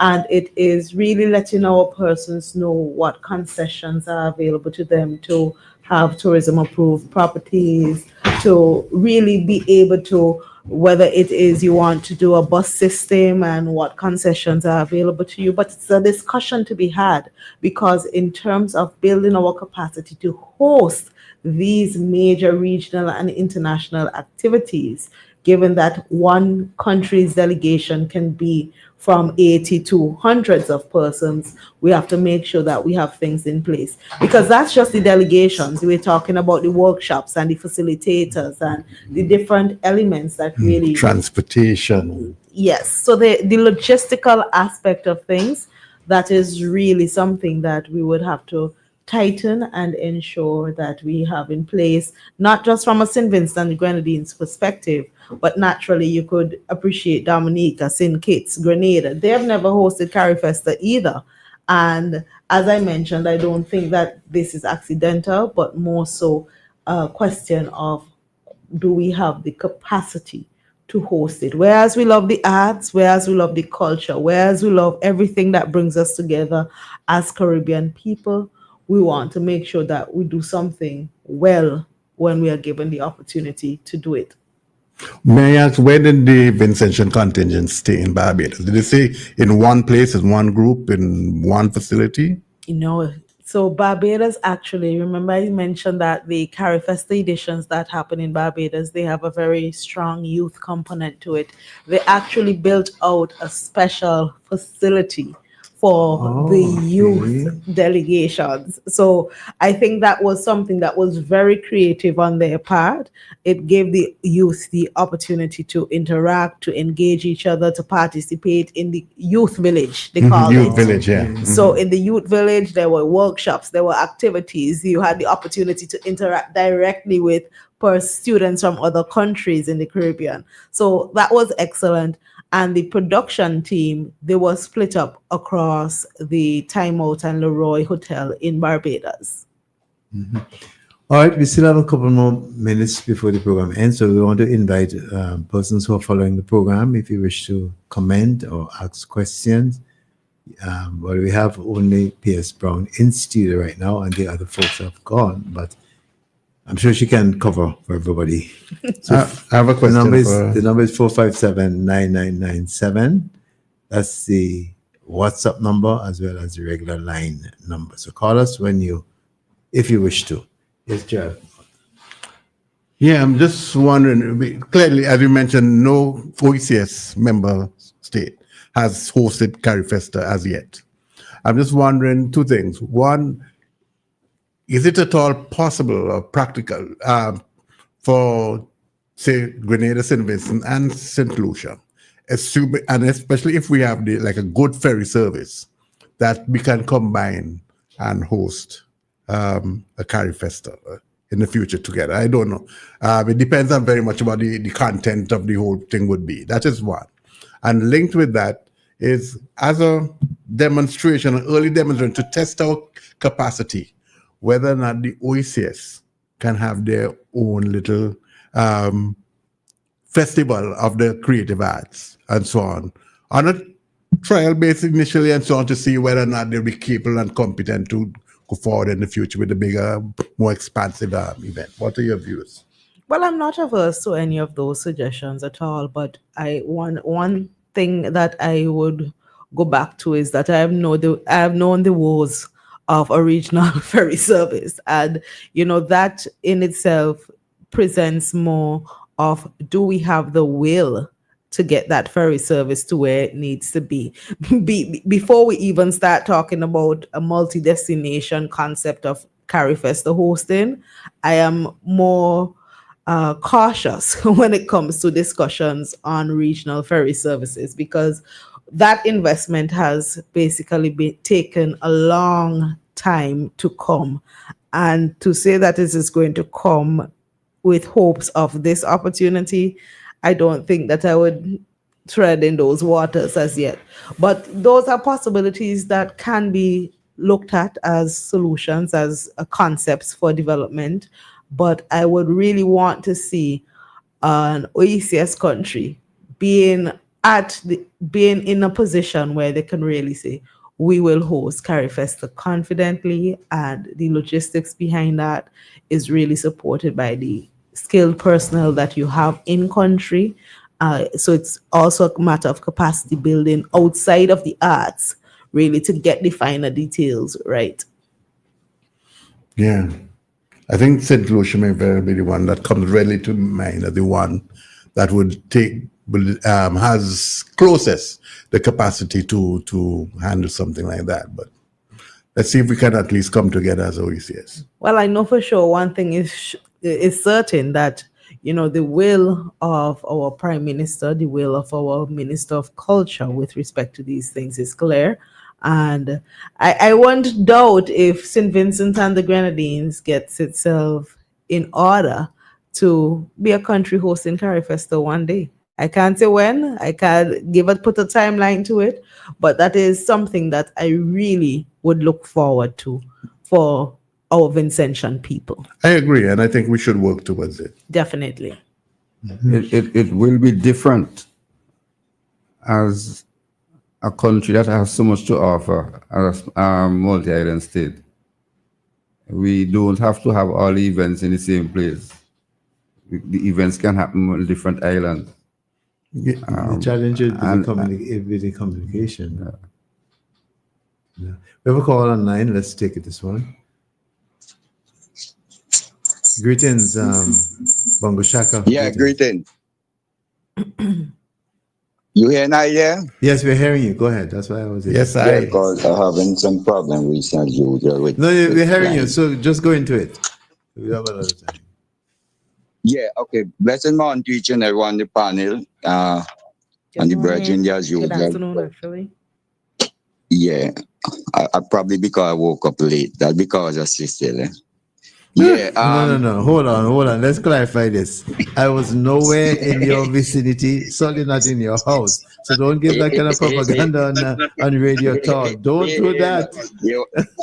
Remember we did hanging with last night. No? Yeah. There's not a reference to anything last night. No, we were not. No, don't say that. Like people shake you up a bit now, especially when you wait and see one another for a while, no man, and touch base. You're making it worse. The more you just go into the easy you call about. Because you're making it worse. Yeah, Cecil. I will listen to the discussion. So let me commend all the participants that represented our countries in the recent Carifesta and so on, right? In particular, those at the head. I'm not going to call name. I think everyone made the effort in the part they have to, not even played, but had to initiate their workings on the matters, right? Joel, I'm listening attentively, right? But and P. John just made a point. I think due to the multi-state islands, I think it would be unfair that some islands that do have the resources can have Carifest, in particular Trinidad, very regular. And we had a break of time for years where we didn't have it. But I think it could be operated on like maybe two or three countries holding it, somewhat like what I was referring even to FIFA. with the World Cup where they have in different countries, right? I think it could be done, you know. Like how Some they having culture it, FIFA part- having the World Cup in Mexico and Canada. Yeah, you know. So maybe you know, they will put certain games in certain countries. So we can have certain culture package in one island and some other things in the other, right? Okay. The niche and meshing of our culture, right? I'm not hearing nothing mentioned with the African. I don't like using the word diaspora, but the African states, you know, especially those more to the west, were near to us, like Ghana and maybe Nigeria. Okay, I'm looking at. I now formulate a name. I think Cecil may like this name. Carry Africa. We must have one a day where we knitting with just the African people from the African countries, right? And we have a culture package. So when people look at it now, people can see that similarity between us and the African diaspora. You use that word. Okay? So you've And- gone beyond the concept of Carifesta. You've gone beyond that. I just actually Yeah. want to jump in right here. Yeah, hold on. Because we've just had a month of activities for Emancipation Month. And also on the 7th of September every year, it is recognized as Africa CARICOM Day.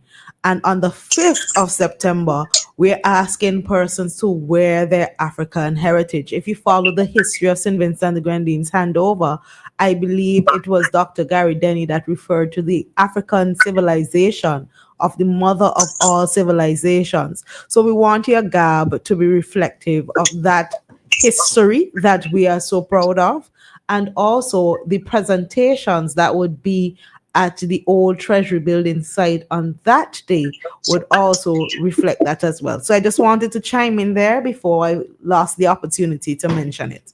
Good. Yeah, thanks. I'm glad I triggered that in your Irish there, so you can get it out, you know.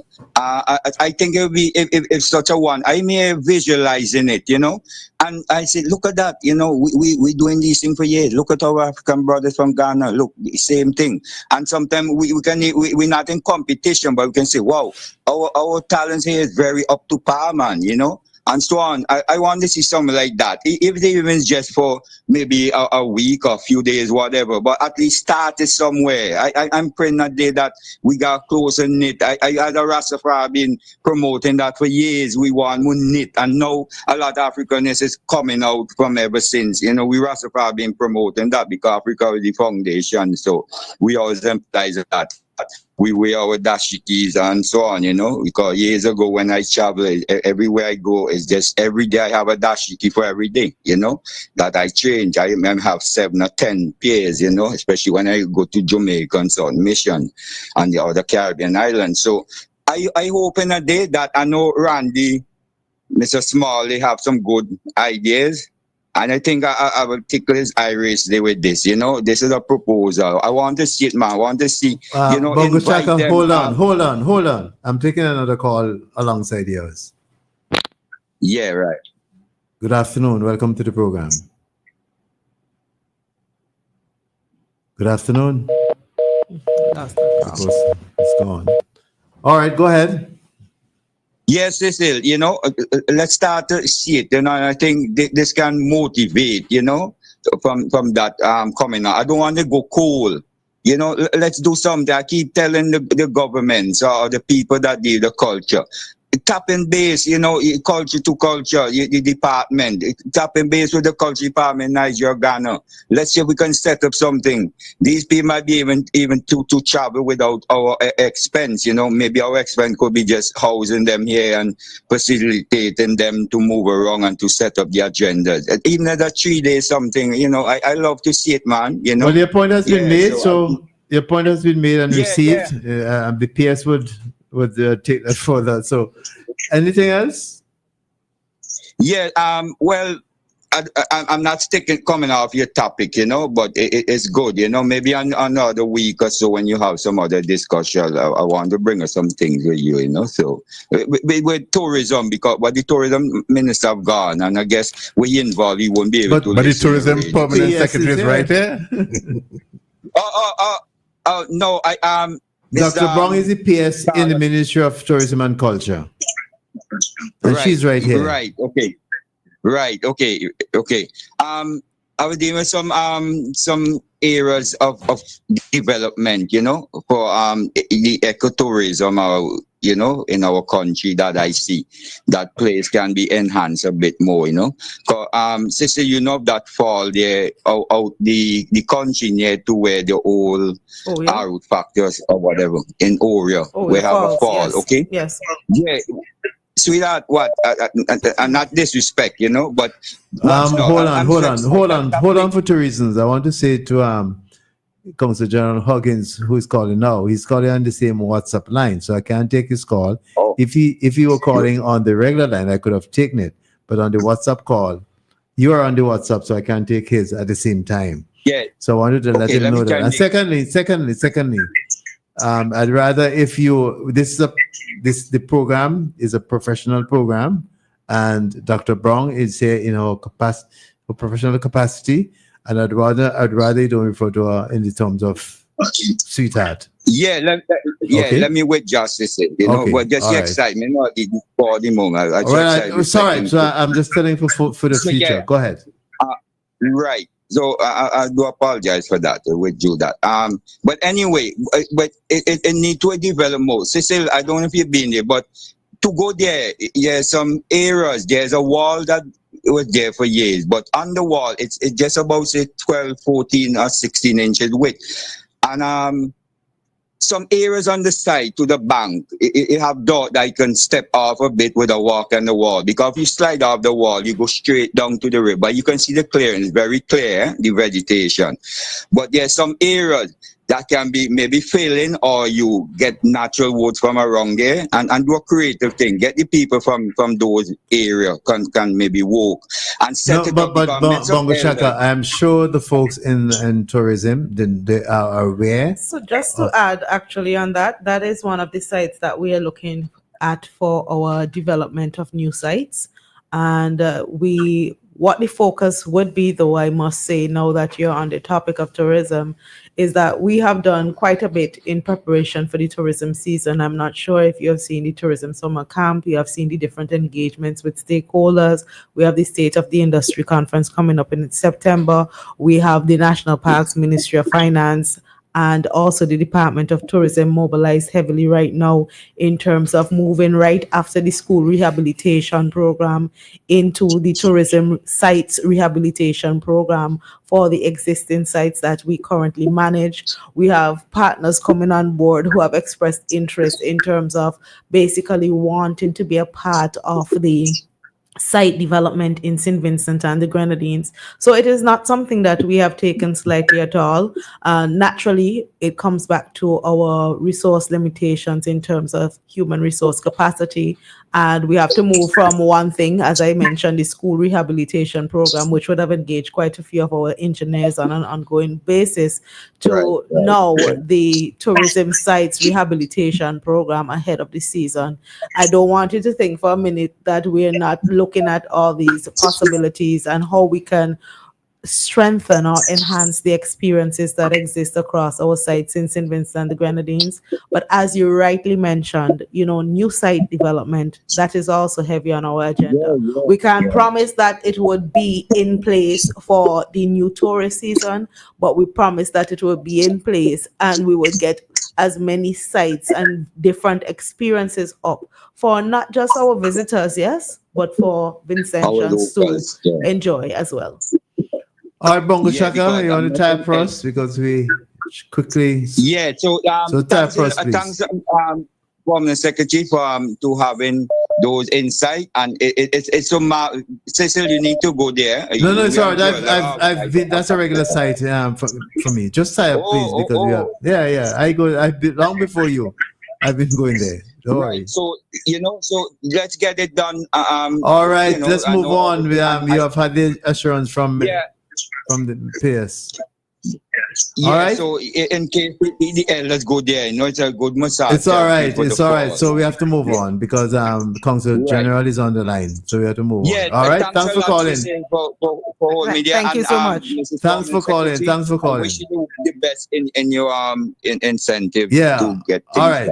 I appreciate it. Thank you. And I just missed. Oh, there he is. Yes, comes the general greetings. Welcome to the program. Good morning, Cecil. Good afternoon, Cecil and the panel. Afternoon. Good afternoon. Dr. Brown, I'm so pleased to hear you talking from another ministry. Good afternoon, CJ. How are you? I'm doing an excellent job as I expected. Thank you. I'll be very short in offering one suggestion. Hi, morning, Joel and Pigeon as well. Greetings. With Carrie Festa, could we think about using like a cruise ship and taking care of transportation and accommodation one time? So you make a sweep from Jamaica right down to Trinidad, Guyana, probably, and head back up to where the Carrie Festa is hosted. That will take care of two things. One, to kill two birds with one stone. Just my suggestion here. And I'll just leave you guys to ponder on that. They do it with things like soccer cruise and all those things, where these cruise ships hold very large delegations, large crowds of people. And, probably take one day to come from Jamaica to St. Vincent, or from Jamaica to Barbados. It's probably 2 days of traveling, but they are already on a cruise ship with a comfortable accommodation for over 3,000, 4,000 people. And that's my suggestion. Brilliant. Thank you so much for your suggestion, CJ. All right. I feel anyway.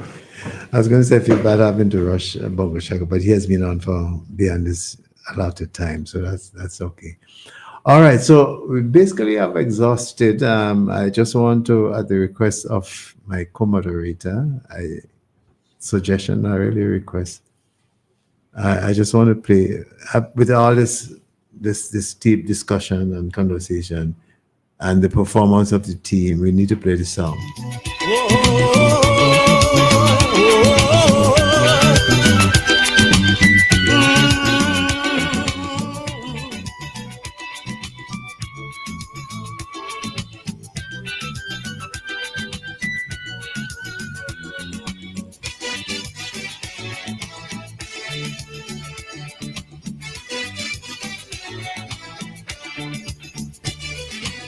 Where there's a will, there's a way. Though the way that may seem right unto you dismay. We were born to be free, but survive such rough history. Yet life still goes on in the battlefield. Our existence is a mystery. Coming to from the start, they learn how to beat me. Coming to from the start, they know we were strong. But I know enough is enough, cause I can't be tougher than tough. We could make every single dream come true. We gotta do what we gotta do. We got to fight on, get up, stop complaints. It's a universal pain. From sunrise to sunset, every day is a living shame. Fight on, never mind the sweat.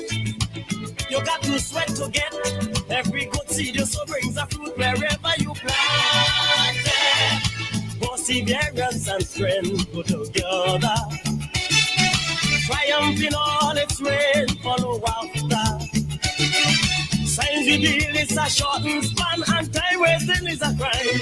We must move in retaliation this time, and clean up racial oppression this time. Make way for the upcoming generation this time.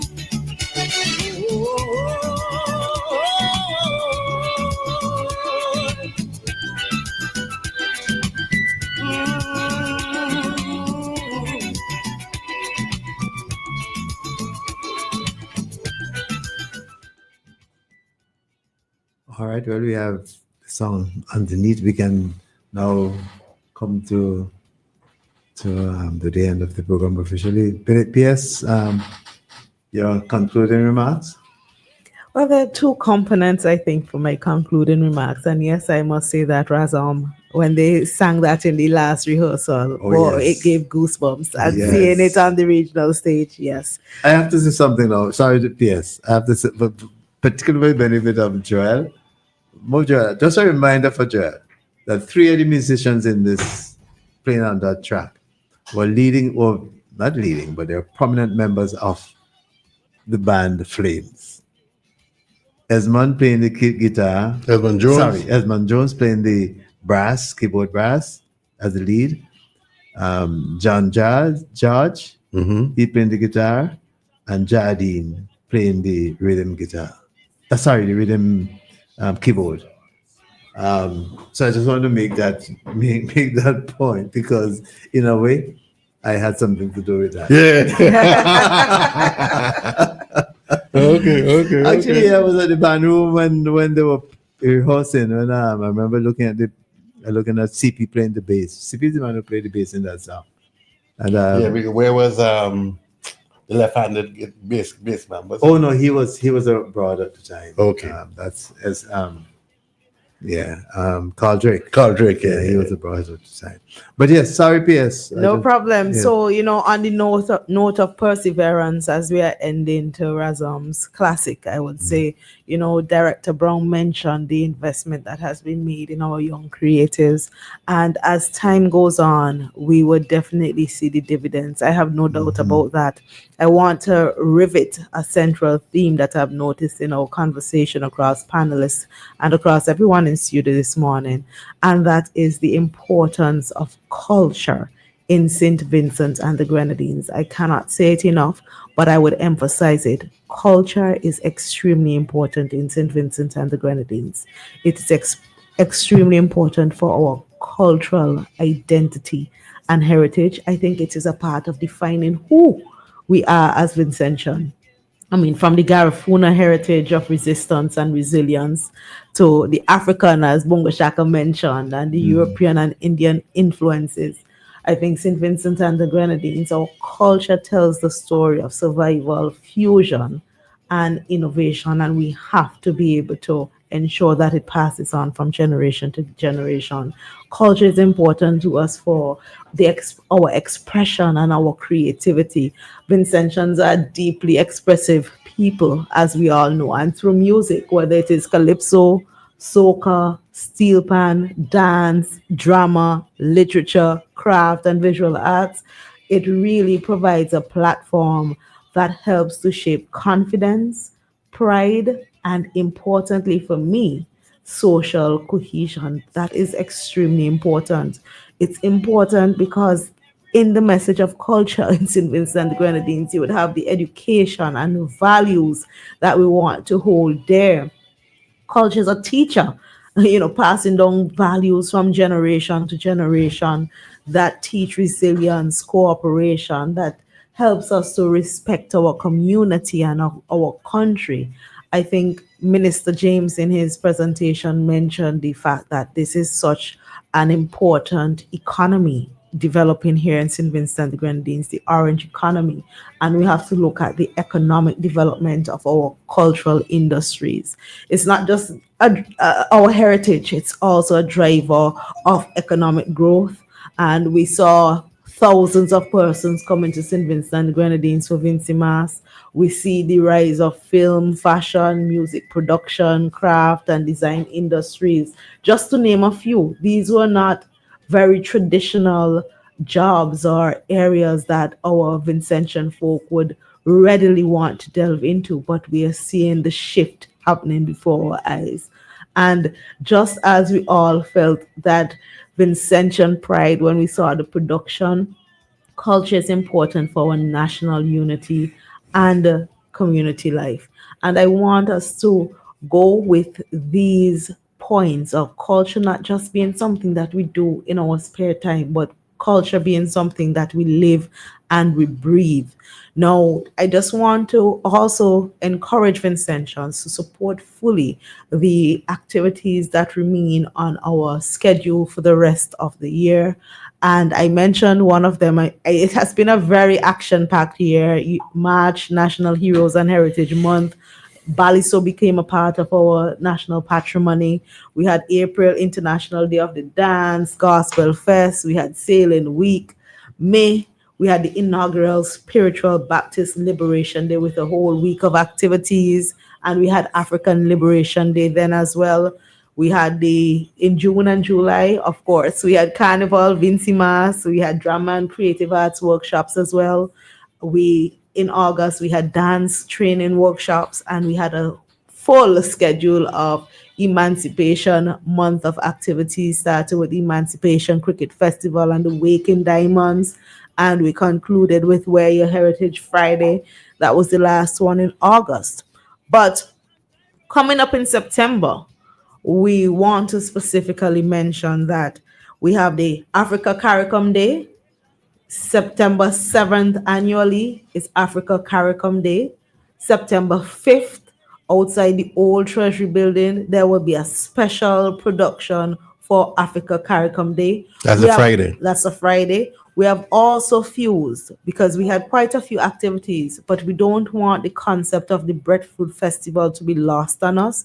So we are fusing a Breadfruit Festival into that presentation at the old Treasury site. And we have coming on board several of our chefs who really take the opportunity to really present this aspect of our history and heritage as well.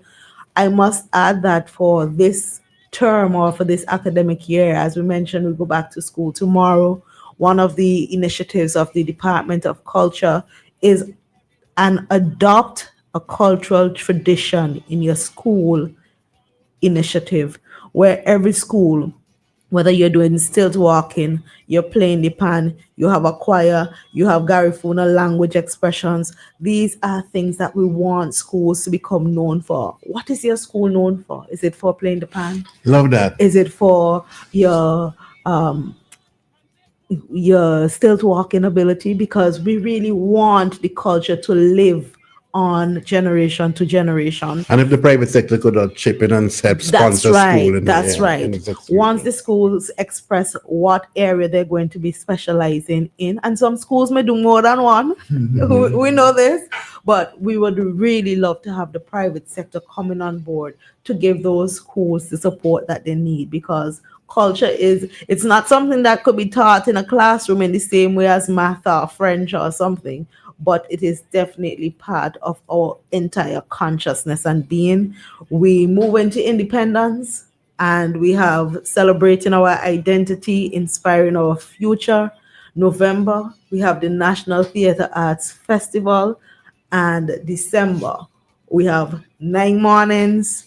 We have 10 years of 9 nights. It would be remiss of me if I do not mention that, because it also happens to be the culmination of the 260th anniversary of the Botanical Garden. I hope you are following. There are quite a few notable activities happening around that as we speak, and also our Christmas caroling contest. So it's been a packed schedule from the start of the year right You to said the end. Christmas caroling, you didn't say 9 mornings.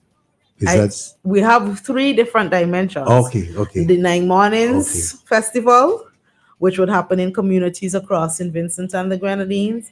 We have the 10 years of 9 lights, which would also be the culmination of the 260th anniversary of the Botanical Garden in St. Vincent and the Grenadines. And of course, we would have a Christmas caroling contest woven into that. So there's been quite a bit happening in the ministry. We are continually delivering. We are evaluating to see where we can do better consistently, because it's not our desire to just be satisfied with producing good, but good, better, best. Never let it rest until our good is better and our better is best. We're open to feedback. We want to hear from Vincentians, because this is who we do it for. We do it for Vincentians, and we want to make sure that those are the ideas that come forth in the initiatives that we present. I just want to give one special big up to the team again in Barbados, to all the performers. I am extremely proud of you. You have done well. You have represented St. Vincent and the Grenadines well. And to the management team, Ricky, Maxine, Rodney, thank you so much for being the anchor and center in Barbados. I really appreciate you. And I want to say, especially to Bomani, he was the lead on music. He's done an excellent job. I'm sure we can all appreciate the music that came out at the country night. We have Juanita. She had the largest grouping to manage the dancers, and you see they had a lot of dancing to do for the entire 50 odd minutes of production time. We want to thank Juanita so much for her investment, and also Sean with the theater. Definitely somebody who gives 100% every time. We thank Sean and Shawnette, who was a part of just from the get-go managing the administration of all the moving parts of the Carifesta 15 contingent. So thank you so much for having us. St. Vincent and Grenadines will strive to continually make you proud. Welcome them back tomorrow. Yes, A yes. double welcome. Definitely, and I would definitely be at A the double airport welcome. welcoming them back A double tomorrow. welcome. A double welcome. Jewels. To the Jewels in Grenada as Yes. well.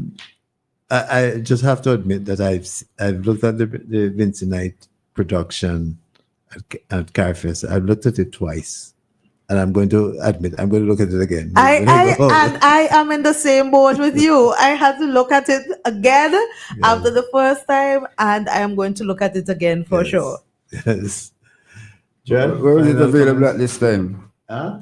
Where is it available? YouTube. On Facebook, API, I saw the API. BC3, NBC. Right, on any of YouTube. those. And there are some individuals who have carried it, but for sure, those three. Yes, Joel, any final comments? Yes. Just briefly, I sent a message out. Oh, yeah. The first thing, as I was listening to P.S. Brown when she more or less was defining culture and what it means to us, what we should do with it. And it just took me back a number of years because I sang a calypso at UE.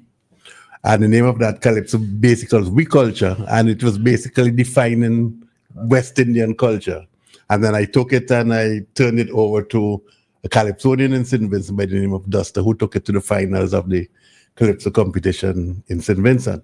The second thing I wanted to say is that I sent a message while we were speaking to my former classmates from Barbados, and I said basically, thank you, Barbados, for producing an excellent Carifesta 50, which ends today. You continue to demonstrate your untiring commitment to the development of the region's creative industry and our civilization as a whole. And I just close with a comment from one of my colleagues. She said, fantastic. The big question here is, however, how much did it cost? This is still a big secret. Whatever figure the government gives, we know that it will be 2 times that at least. That is all of the consideration. So they put on something that is good, but don't forget that the money just don't fall out in the sky as well. It takes money to put on something as big as that. That's right. All right. So again, Dr. Brown, we thank you very much for sharing with us the work of your ministry in terms of generally, but particularly in terms of the Carifesta involvement. We thank you very much and give greetings to your colleagues back at the ministry and express thanks on behalf of us here at the program and of course on a broader basis, Vincentians, because I'm sure a lot of people enjoyed what they saw. Yes. Pijan? All right. So on behalf of Pijan, Joel, and Kieran, my name is Cecil Ryan. Good afternoon. Thank you, gentlemen. I feel outnumbered.